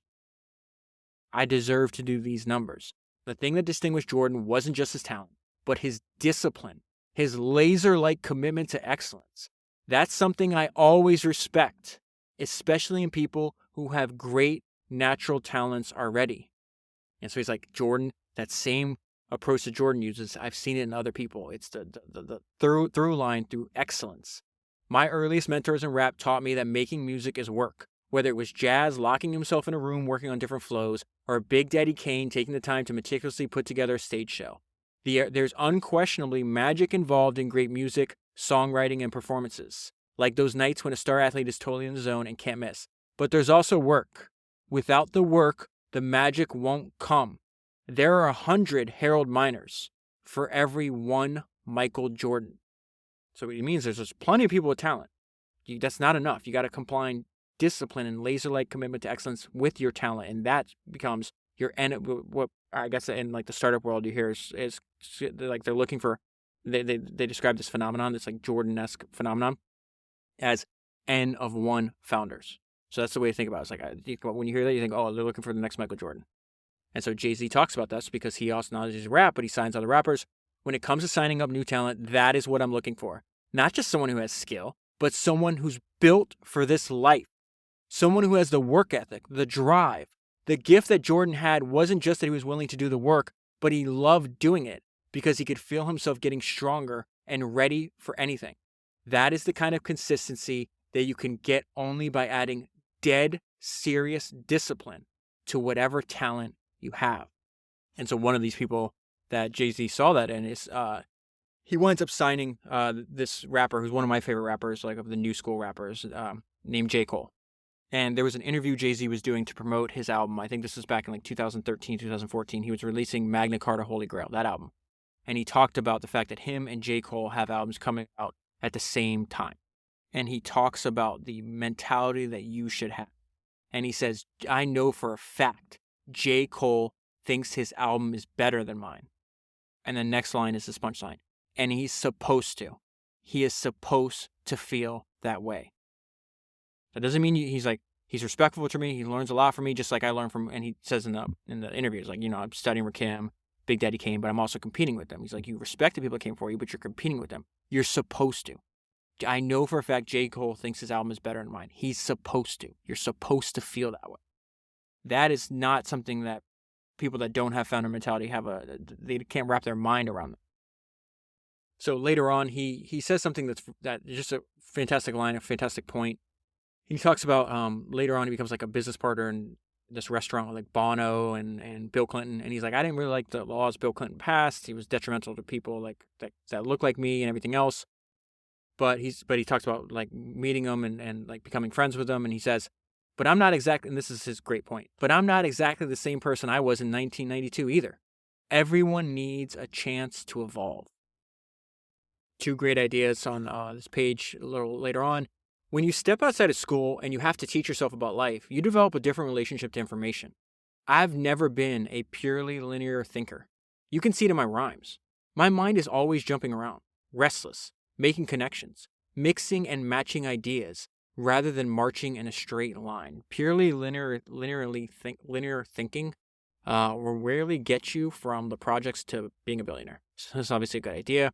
My mind is always jumping around, restless, making connections, mixing and matching ideas rather than marching in a straight line. It's exactly what I'm trying to do with founders. I'm trying to connect disparate thoughts. I've always believed in motion and action, and following connections wherever they take me, and in not getting too entrenched. My life has been more poetry than prose, more about unpredictable leaps and links than simply steady movement or worse, stagnation. It has allowed me to stay open. Essentially saying the value of flexibility is what he's talking to us about here. It's allowed me to stay open to the next thing without feeling held back by a preconceived notion of what I'm supposed to be doing next. And on this page, I just listed a bunch of people that optimize for flexibility too. Singleton, Herb Keller, Buffett, Munger, Nims Persia, the mountaineer we just covered a few podcasts ago. Chuck Feeney, the billionaire who wasn't, the guy that made $8 billion and gave it all away when he was still alive. Walter Chrysler, Henry Ford, Ed Catmull. They all say things just like what Jay-Z is saying here. Allowed me to stay open to the next thing without feeling held back by a preconceived notion of what I'm supposed to be doing next. So then he goes back to his childhood. And this is just insane. These are lessons from his dad. And just imagine, like, it's one thing, and they're both terrible, obviously. But it's one thing if, like, you're never part of your kid's life and you ran away. I still think it's cowardly, despicable behavior. But what his dad did to him is even worse. Imagine walking out on your 9-year-old son. So he raised his son for the first 9 years of his life and then disappears and doesn't see him until right before he dies, a few weeks before he died. They wind up meeting again. So it says, I just cannot, I have a 9-year-old daughter. She's about to turn 10. Like, the idea that it would, like, that is just, you have to be something wrong. I remember one of my oldest friends, his friend, and I don't know how close he is to his friend. They went to college together, but he said that his friend did this, where it's just like, he got a girl pregnant and then just dipped out and never, like, didn't support the kid and did, like, just completely, like, abandoned his responsibilities as a father. And I was like, and I told my friend, I was like, never talk to that dude again. Like, that's a scumbag. Like, he doesn't even care for his own kids. He doesn't care shit about you. And he thought, like, I was being harsh. And he's like, well, what if, and we'd been friends at that point, probably like 15 years when I was having this conversation with him. And he's like, well, what if I did that? I was like, I'd never talk to you again.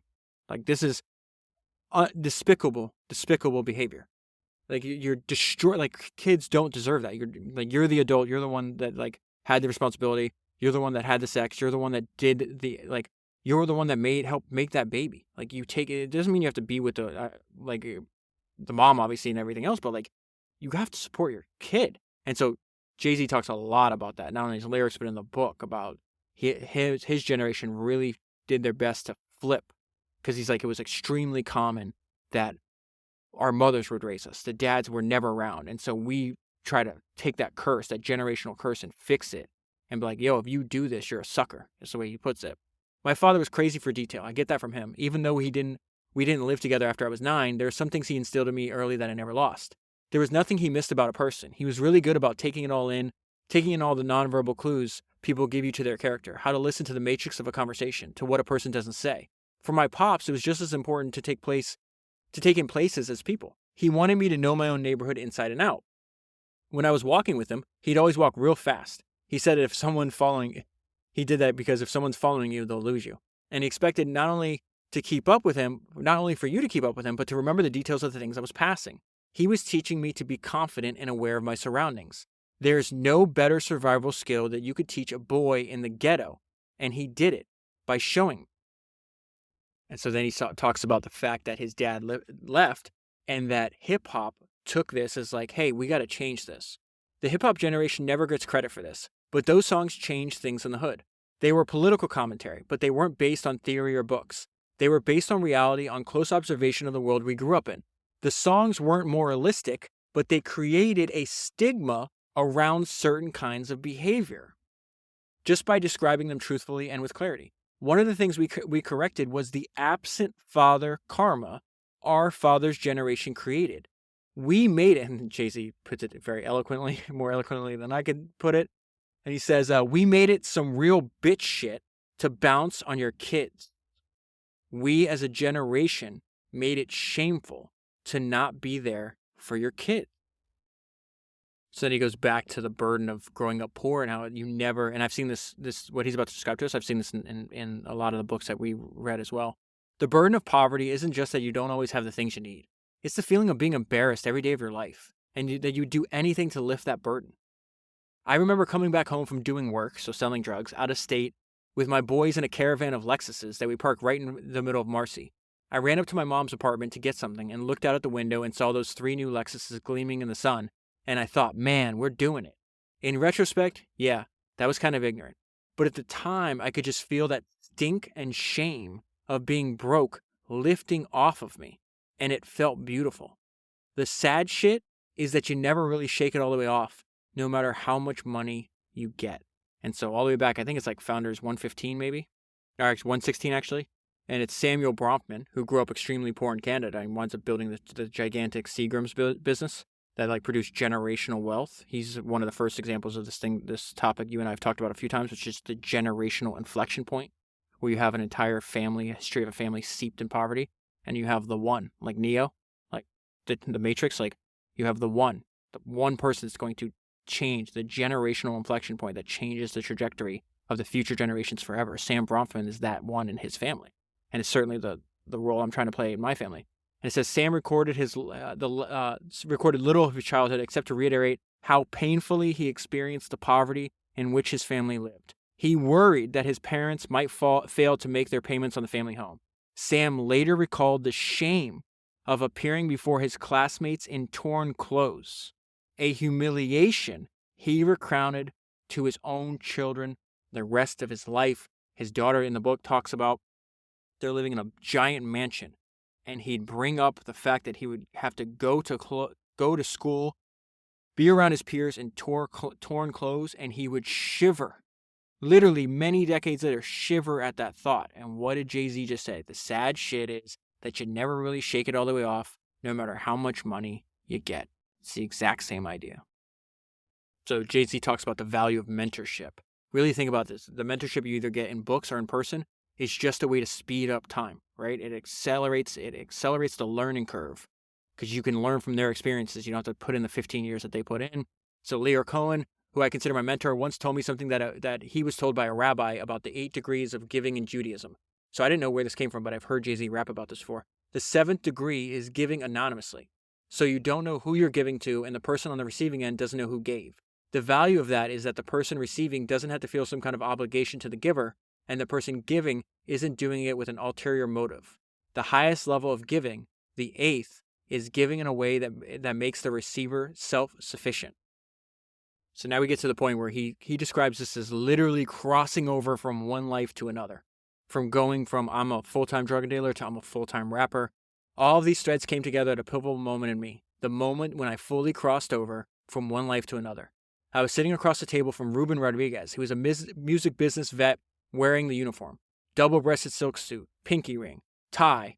The room, the table, the view outside the window of a skyscraper, the whole scene was surreal to me. I'd been living like a vampire. The only people I'd seen in weeks were the people in my crew down south, and of course the customers. The endless nighttime tide of fiends. My hands were raw from handling drugs and handling money. My nerves were shot from the pressure. Now I was in this office. Sitting next to me was Dame Dash. So this is going to be one of his co-founders. He says Clark Kent, the producer. So Clark Kent was a well-known New York producer and DJ. And he's another important person in Jay-Z's life. He made beats for him, put him in the music business.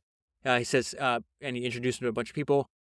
Clark Kent was the person who introduced me to Dame. Clark was pivotal at this stage in my life. In the mirror, all I saw was a hustler. Clark would find me and say, let's do this music. I appreciated him.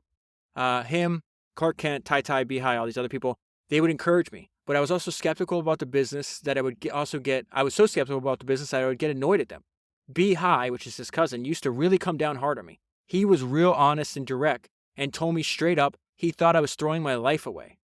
Clark thought I had something. This is why, again, if we can encourage, especially younger people, it's just so important. Clark thought I had something new to offer to this world that he loved. So he's saying, I love your music. You have something new, something valuable. I want to help people discover it. He's like, stop dealing drugs, Jay. Take the rap shit seriously. You're good at it. Clark knew Dame Dash, was hungry for talent to represent so he could break into the music industry and thought we'd make a good match. Dame walked into the room talking and didn't stop.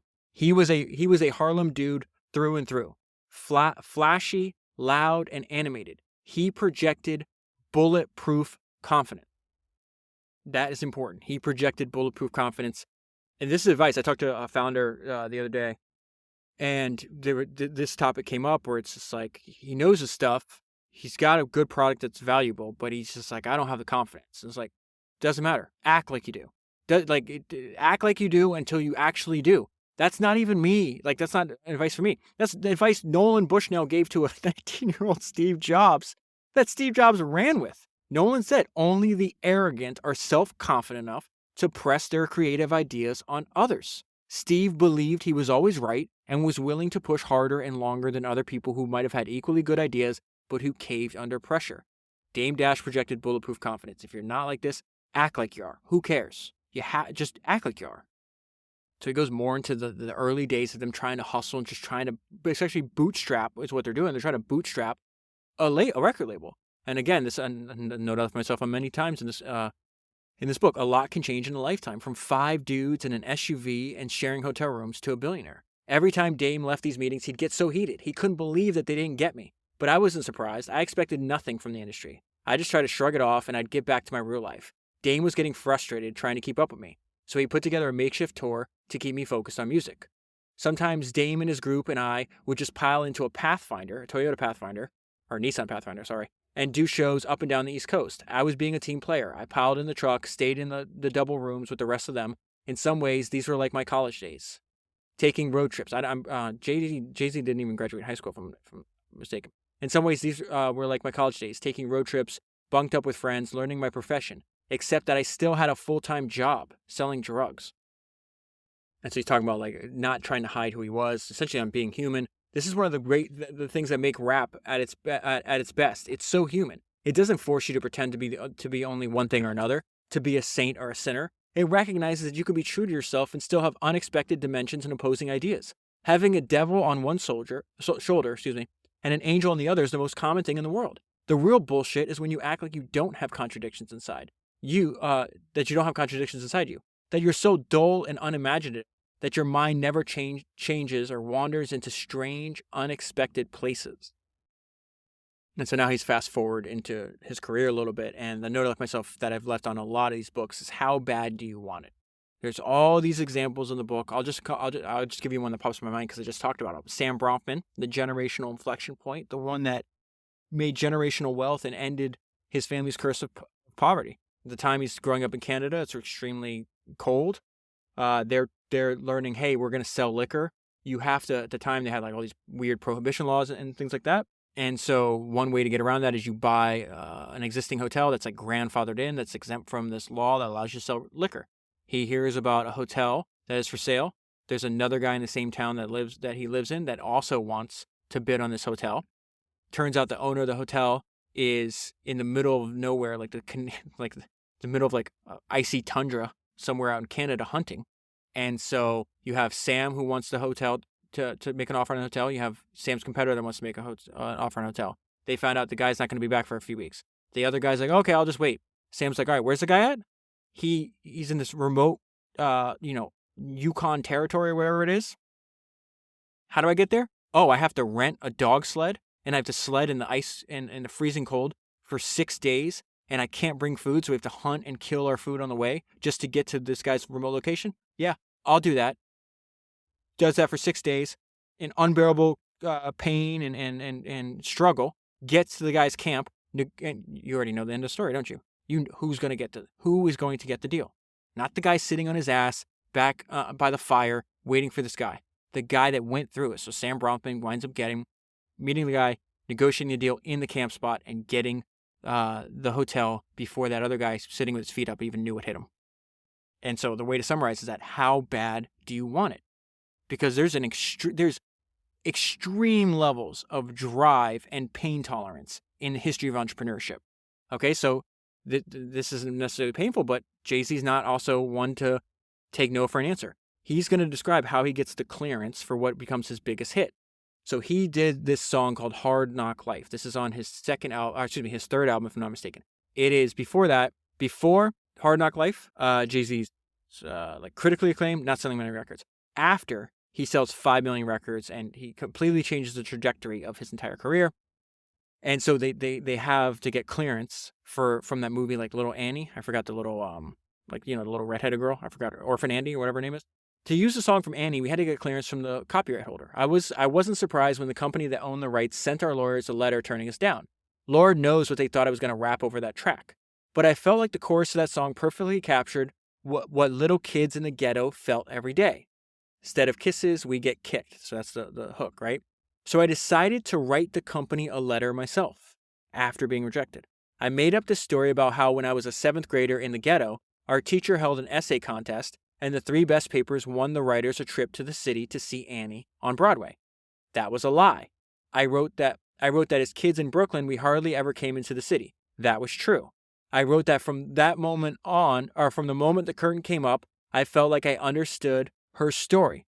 Of course, I had never been to see Annie on Broadway, but I had seen the movie on TV. They bought it. They cleared it, and I had one of my biggest hits. How bad do you want it? And so the note I left myself a few pages later could also have applied to what the story Jay-Z just told us.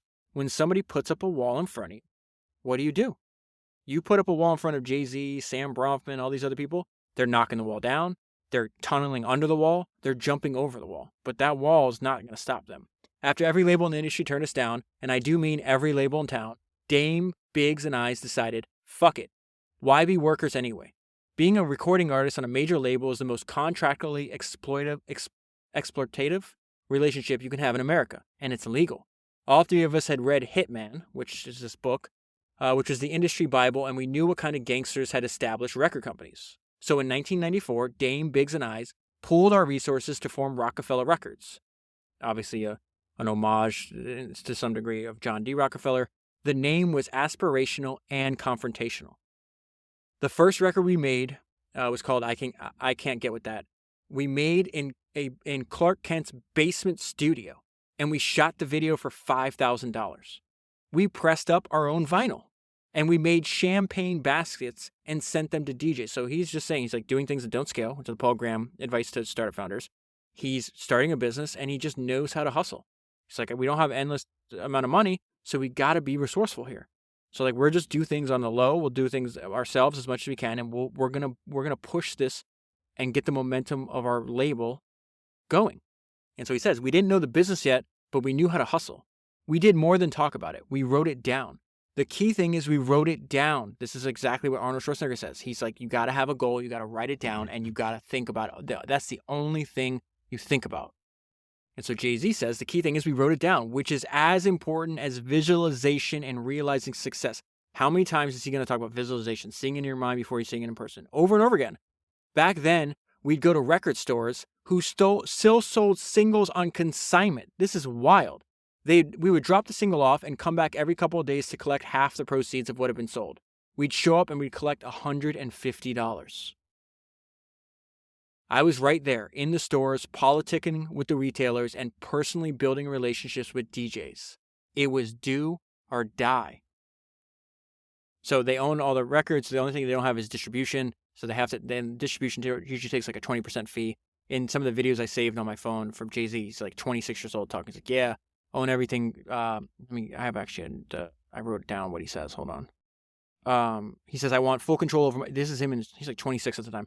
This is wild. I want full control over my music. This sounds like George Lucas. Try to own as much of yourself as possible because it's going to pay off in the long run. He's like, we own everything except the 20% distribution fee, and we're working on that. Young dude. And he knew back then. It's just amazing. We negotiated a deal with Payday that guaranteed wider distribution than the distribution we'd be able to get on our own. Once we secured that deal, we rented an office in the financial district. Check this out. We started a fan club before we even had any fans. So the note I left myself here is something I already told you from the Kanye documentary. Before I had a car, I'd walk to the train practicing my Grammy speech. So they find a way to get their single on a getting radio play. It's getting popular. He's like, oh, I don't have the album done. I gotta hurry this up. Says we had a small window of opportunity from the time. He calls him Flex. That's Funkmaster Flex, very famous DJ on Hot 97, which is a very big radio station in New York. Remember, this is way before streaming or any other stuff. We had a small window of opportunity from the time Flex started playing it in the beginning of 1996. I figured I had until the summer to complete an entire album. That's about 3 to 4 months from studio to a packaged product with a marketing plan. I don't think I slept for weeks at a time back then. I was living off of pure adrenaline. One of his singles that's going to be on the album, he actually gets through his relationship with Clark Kent. When Biggie Smalls came through one of my sessions to see Clark played him the beat for Brooklyn's Finest. He told Clark he had to get on it. I met Big and we clicked right away. More than anything, I love sharp people.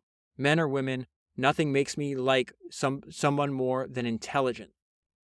And then he talks about what it's like being on the forefront, on the frontier of a brand new industry and why brand new industries usually attract a certain personality type.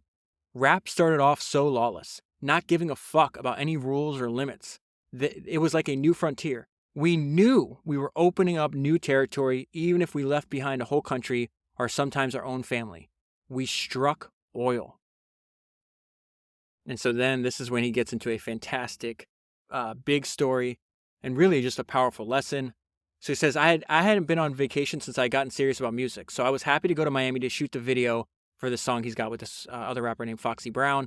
Big was touring, but he took the time out to fly down and make a cameo in the video. Big loved to smoke, so smoke weed, but I could count the number of times that I had smoked trees. Champagne and the occasional Malibu run were my thing back then, but mostly I like to stay sober. The better to stay focused on making money. I come from the class of hustlers who looked down on smoking as counterproductive. We used to judge dudes who smoked as slackers. When I did smoke, it was on vacation in the islands. But when Big asked me to smoke with him, I told myself, relax, you're not on the streets anymore. It was happening and I had to admit it. I was out of that life. So I smoked with Big, and he smoked blunts. The last time I had smoked, whenever that was, I'm pretty sure I was hitting a joint. A couple hits later and I was high as shit, sitting there, feeling outside of time, slightly stuck, and laughing uncontrollably. Big leans in so only I can hear him. I gotcha. That fucked me up. Big was a friend, but also a competitor. He gave me an important lesson at that moment. They call it the game, but it's not. You can want success all you want, but to get it, you can't falter. You can't slip. You can't sleep. One eye open, for real, and forever.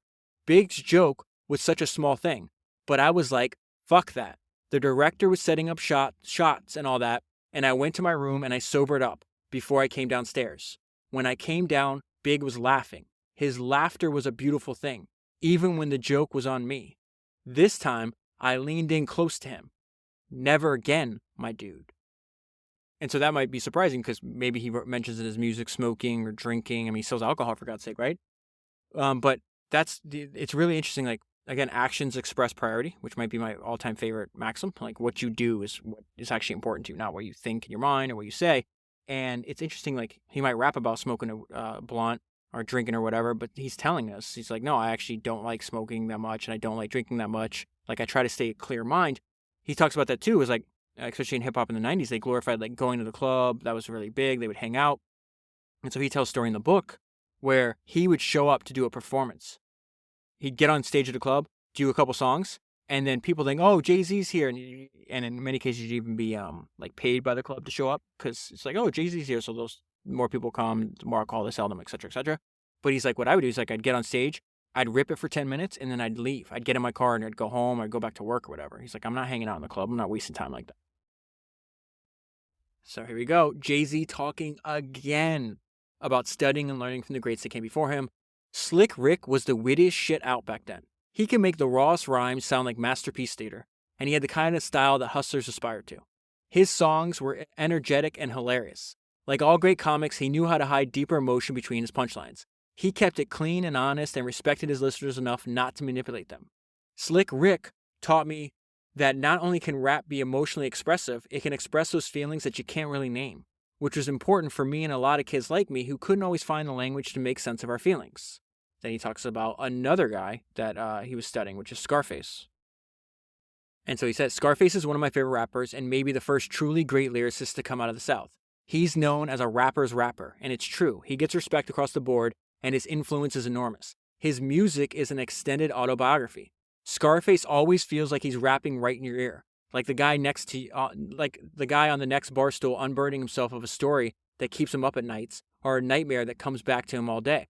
The power of his stories come in part from his willingness to pull the covers off of taboos, to get into the shit that people pretend isn't really happening. And so that's why I try to bring up these crazy stories in the books, because I feel there's stories in the books that people are willing to share in like an autobiography or memoir form that they just won't talk about in like an interview or in otherwise, like they'll talk about the stuff in private. They're not talking about publicly. They'll put it in their books towards the end of their life.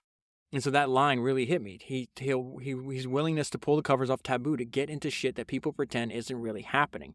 So Scarface is also, I'm going to really try to convince you to watch that Kanye documentary if you haven't seen it, but Scarface makes an appearance in that documentary. At this time, Kanye had produced a song or two from Scarface, and he asked Scarface to come to the studio to listen to his music. And so Scarface says two things that are really interesting. One, he pulls up, he's like, what the, like at the time, Kanye's having this video crew, like follow him around. And he's like, Scarface is like, why are the cameras here? He's like, oh, they're doing a documentary on me. And he's like, on who? He's like, on you?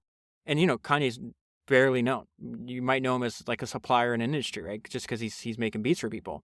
And so Scarface says something about Kanye that really demonstrates the relentless resourcefulness that a young Kanye West had. Forget everything you know about him now. That's irrelevant. Study the first 2 episodes of the documentary. Tell me that's not founder mentality. Tell me that is not founder mentality. That, like, it's just amazing what he did. Like, to not only like put in 12 years of practice of his craft, but then to make people believe. But Scarface says when he learns that the documentary crew is for him, he goes, that goddamn Kanye be pulling rabbits out the hat, man. That is the perfect way to describe relentless resourcefulness. Pulling goddamn rabbits out the hat. Or excuse me, goddamn Kanye be pulling rabbits out the hat, man. It's the exact quote. But anyways, the real reason that's important is because he goes in and he's like, listen, I know you like my beats. I want to play you music that I have rapped on. And so and you see this in the video. That's why it's crazy. Or in the documentary. He plays it. And this, again, Scarface at this point is a legend. One of the best to ever do it so think about this, like Kanye's aspiring to just be taken serious as a rapper. Not only is Scarface taken serious as a rapper, he's widely acknowledged as one of the best to ever do it. And so he plays that song for him, and we get this on the documentary. It's on tape. And he says, this is incredible. And then the narrator of the documentary says, getting validation from one of the best rappers alive was more encouragement for Kanye to keep moving forward.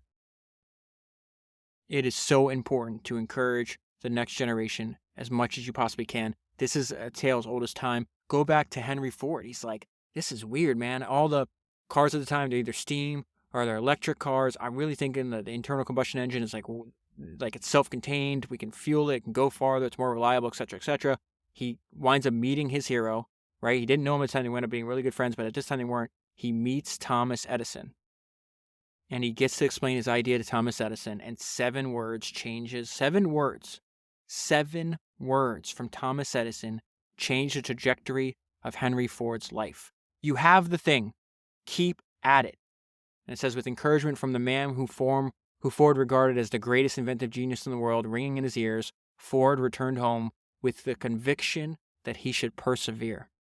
Go back to the Kanye documentary. After Scarface leaves, Kanye is in the parking lot, beaming, full of energy and enthusiasm. And he said it was incredible. Getting validation from one of the best rappers alive was more encouragement for Kanye to keep moving forward.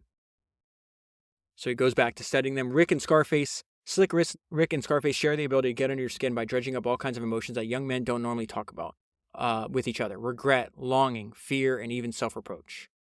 So then he talks about this now he's fast forwarding in the story because he's talking about, it's crazy. Like, I admire Scarface and I'm doing a song with him. And so he says, on the verse I did with Scarface, I went into some dark personal storytelling about a time in my life when I felt truly confused and lost. Every entrepreneur in the world has felt this before. I went into some dark personal storytelling about a time in my life when I felt truly confused and lost. I was between worlds, the voice in my head screaming at me to leave the street shit alone. While outside, I watched Big and Nas blow up. It was a verse about fear of failure, which is something everyone goes through, but no one, particularly where I'm from, wants to really talk about. But it's a song that a lot of people can connect to. The thought that this cannot be life is one that all of us have felt at some point or another, when a bad decision and bad luck and bad situations feel like too much to bear. Those times when we think, this cannot be my story. But facing up to that kind of feeling can be a powerful motivation to change. Amen. It was for me. And then he talks about, I struggled when I was younger. I survived a crazy environment. I did things that could have wound up getting me killed or in jail, and I survived. But the feeling from that earlier struggle never goes away. Inside, there's still part of me that expects to wake up tomorrow in my bedroom in apartment 5C in Marcy, to slide on my gear, to run down the piss-filled stairway and hit the block with one eye over my shoulder. So then he talks about one of his songs that he feels is like a hidden gem in his catalog. It's Beach Chair, featuring Chris Martin. It's on his Kingdom Come album, which is the album that Jay-Z thinks is his worst. But there's just 2 things from his interpretation of the song, from his explanation of the song. And so there's two things I want to pull out for you. First, there's a line in the song where it talks about, I hear my angel singing to me, and then you hear Beyonce's voice, are you happy, Hove? Hove obviously being Jay-Z's nickname, in case you don't listen to his music. So it says, I hear my angel singing to me, are you happy, Hove? And so this is why you put that in the song. When you get things you think you'd always wanted, it doesn't stop the voice in your head's interrogation. If anything, it gets more insistent. When you get the things you think you've always wanted, it doesn't stop the voice in your head's interrogation. If anything, it gets more insistent. And then in the song, he talks about, I'm not spending all my day tied into what other people are thinking or saying. Like, I give myself space so I can come up with something unique. So he says, I'm not afraid of dying. I'm afraid of not trying. Every day hit every wave like I'm Hawaiian. I don't surf the net. No, I've never been on MySpace. I'm too busy letting my own voice vibrate, carving out my space. And so what does that mean?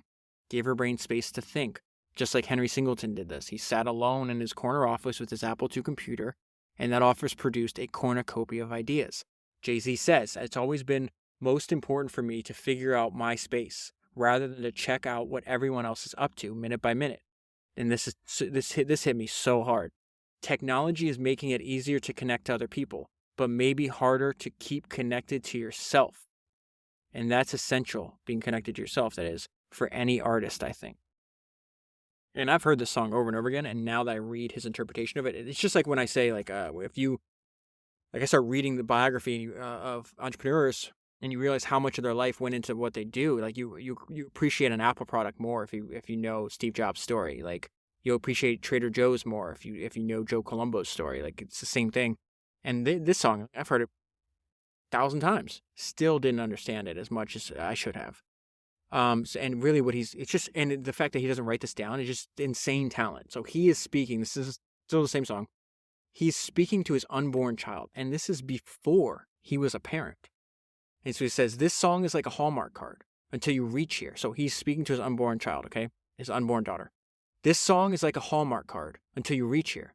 So till she's here and she's declared, the heir, I will prepare a blueprint for you to print, a map for you to get back, a guide for your eyes. He's essentially telling the story. I'm going to start this over again. He's doing exactly what a good parent does, right? I'm not trying to control your life. I'm trying to prepare you for what life can throw at you. This song is like a Hallmark card until you reach here. So till she's here and she's declared the heir, I will prepare a blueprint for you to print, a map for you to get back, a guide for your eyes, and so you won't lose scent. I'll make a stink for you to think.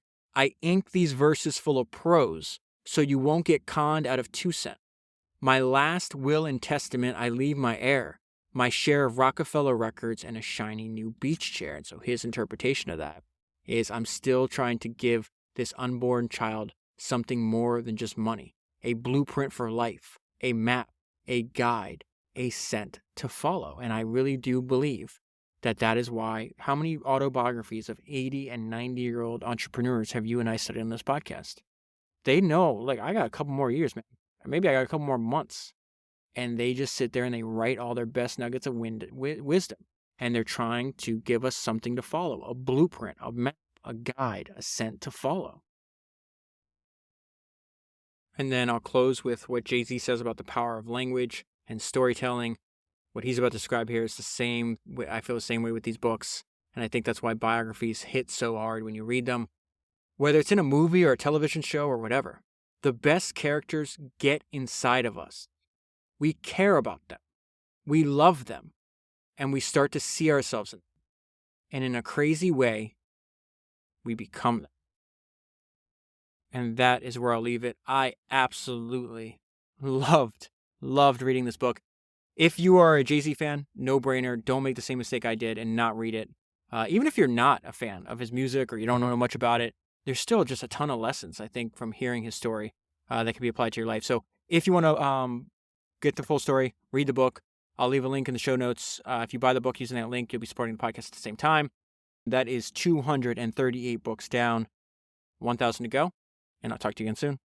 Okay, before you go, I want to go back to this idea that for a limited time only, you can sign up and pay once and get access to every highlight and note that I have done, which is insane because I've been doing this since 2018, adding all the highlights and notes for everything I've read for the podcast into this app, that now you can get access for a limited time. Sign up, pay once, and you get access to every highlight note that I've ever done, and you'll get access to every highlight and note that I will ever do. This tool is embedded in my workflow. So the only way I would stop adding notes and highlights to it is if I stop making the podcast. And I think it's obvious by now that I plan on doing this for the rest of my life. The only way I'd stop is like, oh, I don't have a voice. And even then, there's so many hours, there's hundreds and hundreds of hours of my voice trained where I could essentially have an AI version of my voice. So even if they take my voice, I will type my way to a podcast. So that I think gives you an indication that, like, I mean, obviously, if you've listened to this many episodes, you've gotten this far, you know, I take this excessively serious. So serious that I would take think about this, like, for me to, I don't know if I've ever told you this. I think I've told you this before, but I read physical books, right? And so to get my notes and highlights into the Readwise app, which is now the version that you get to app access of if you sign up for Founders Notes, you see exactly what I see in Readwise. So the process is I take notes and highlights in a book, right? Physical book. I sit down with a pen, a ruler, Post-it notes, scissors. It's like I'm doing arts and crafts over here. And so once I'm done reading before I record the next episode, is I go through and I figure out, okay, what do I want to put in this searchable database so I remember? I have to take pictures of all this. You know, it reads it, but you have to update it. Long story short, it takes several hours for every single book for me to add all my notes and highlights because I have to do this physical book. And people are like, David, why don't you read Kindle versions? It's like, one, I read a lot of old books. There are no Kindle versions. Two, when I was a kid, I didn't fall in love with Kindle versions of books, even though I have, probably 300 digital books on my Kindle. So I'm not like totally against it, but I have a physical love not a physical love. I have a love for physical books. And so that is my favorite way to read. And I'm not trying to do it in the most efficient manner. Yeah, if I read just digital versions or Kindle versions, I would do the job faster. I'm not trying to do the job faster. I'm trying to enjoy my work, so I spend more time doing it. So anyways, long story short, since 2018, I've probably spent, let's say, 3 to 5 to 6 hours for every book. There's hundreds, almost 300 books in there. You're talking about, essentially like a year full-time work, just adding in these notes and highlights. And I go in there every day, and it's like a garden that I tend. Sometimes I think books have too many highlights, so I delete some. Sometimes they don't have enough, so I add some. So anyways, the point I'm making is over time, this tool has evolved into, this gigantic searchable database on the history of entrepreneurship. And so I'm just going to take a few minutes to tell you how I use Founders Notes right now, and then a bunch of other features that are already in production, most of which I'm testing, but you won't have access to yet. They'll be released, in a few weeks. So first thing is you sign up for Founders Notes. It's in my browser all the time. I never exit out. Once you sign up, it'll drop you onto this page. You have a bunch of features like, how do you want to look at the highlights? Which route do you want to take here? So the first one is at the very top. I use the search highlights feature the most. Any topic that I'm thinking about goes into the search bar. This is fairly self-explanatory. Hiring, patience, obsession, monopoly, moat, incentives, frugality. Those are just some of the recent examples of ideas I've been trying to find more information on. I just read through all the highlights related to that keyword. And don't worry, you won't have to remember everything I'm saying because you'll get a welcome email after you sign up that tells you exactly how I use this. And so you can read all of this. The next feature that I use the most is the highlight feed. This is like a smart Twitter feed. Instead of random ramblings of crazy strangers online, this feed is just a constant stream of ideas and thoughts from history's greatest founders. So I use this feature to remind myself of past lessons and to prompt new thoughts. The next feature is the books features. The books features is just what it sounds like. It's a list of all the books that I have in there. And if you want to read all the highlights and notes that I have on a specific book, then this is the feature you use. It's remarkable how much you can actually learn just by reading, the notes and highlights of one specific book in 5 or 10 minutes. And there's another feature called favorites. So when I'm rereading my own highlights, like I just described in the Jay-Z episode, when I read my own highlights and I come across something thought-provoking or something I don't want to forget, I favorite it. And so now you can see which ones I favorite. That's like peering into my soul. The last feature that's available right now is called latest highlights. I don't use this feature, but other people seem to like it. It's exactly what it sounds like. If the latest highlight I've added in, if you want to see in order of being added to the database, that is latest highlights. Now, the long-term vision, And the good news is if you sign up for Founders Notes right now, as I add features, all of these features are free to you, but will cost more if somebody says, as I add more features, more notes and more highlights, obviously, a year from now, a couple months from now, the price will constantly go up. If you sign up now, you get all this for free. And so right now you get access to all my notes and highlights, and you can search by keyword, by subject, by person, right? That is how I've searched all my highlights for years, right? Just by keyword. I could not make the podcast without it, but I'm not stopping there. So what I've been testing, I'm calling it the Founders GPT chat interface, okay? I got to come up with a different name. It's just like ChatGPT, which, or any of these AI search platforms. What I really think about this is like search on steroids. So instead of just searching by keyword, I can ask it questions, and it has been making connections that I've even missed. And so this search will be based on all my notes and highlights and on all the transcripts of every episode. And so that is coming soon. The ability to search, if you want to search keyword, if you want to search transcripts, every single transcript for every episode will also be in there. Again, all of this is included. There will also be bullet point summaries of the key ideas of each episode. So what I'm telling you is like Founders Notes maybe have 4 or 5 different ways right now that you can search through. It's going to wind up having 10, 15. I'm going to keep thinking of ways to condense and clarify. So this has really been like my North Star. And the way I've been describing this in private conversations is like, listen, my goal, right, my long-term vision for Founders Notes is to turn it into an ever-increasing, giant, valuable curriculum that condenses and clarifies the collective knowledge of history's greatest founders. And so any new feature, any way I'm thinking about this, first of all, I'm building the tool for myself first, because it's only going to make me, as I keep reading of it, 339 episodes now, right? I'll eventually get to 500 episodes and 600 and 800 episodes. And as I keep adding more and more data to this, I need better tools to be able to go back and synthesize and tie all that data together. And the only way that's possible is if I'm able to continue to condense and clarify. It just so happens that the ability to condense and clarify the collective knowledge of history's greatest founders is very valuable to your career. Because then, as we've seen over and over again, you can take ideas that they learned in their career and then apply it to your own. So as I keep updating it, as I keep building new things, I will keep you updated on the long-term visions for Founders Notes. But something that is unique and new right now is the fact that so many people have sent me messages saying, hey, is there a way, instead of doing a subscription, can I just pay once? And anytime I've had a bunch of people ask me that don't know each other, ask me the same thing, usually that's like a tip of an iceberg. The entire existence of Founders Notes came because so many people over the years like, hey, how do I get access to your notes and highlights? I'd really like to be able to search them. I'd really be able to read them. And I was like, well, this is kind of weird. People keep asking for it. And it turns out if you just make what people ask for, it attracts them in droves. So I highly suspect the same thing is going to happen here. This is a test. Founders Notes isn't going anywhere ever, but the ability to pay once and be in forever, meaning that you get access to not only every other highlight note I've ever done, but every highlight note I've ever will do. It is a test. It is for a limited time only, and this offer could end at any time. But I am wanting to test this because it makes it, first of all, interesting to me because you pay once and you're in forever. That means that this becomes a tool that you can use for your entire career to tap into the collective knowledge of history's greatest entrepreneurs. And because I use this in my own life, I know how valuable that is. So don't dilly-dally. Time is limited. This offer can end at any time. Sign up right now at foundersnotes.com. That is foundersnotes.com. And I'll talk to you again soon.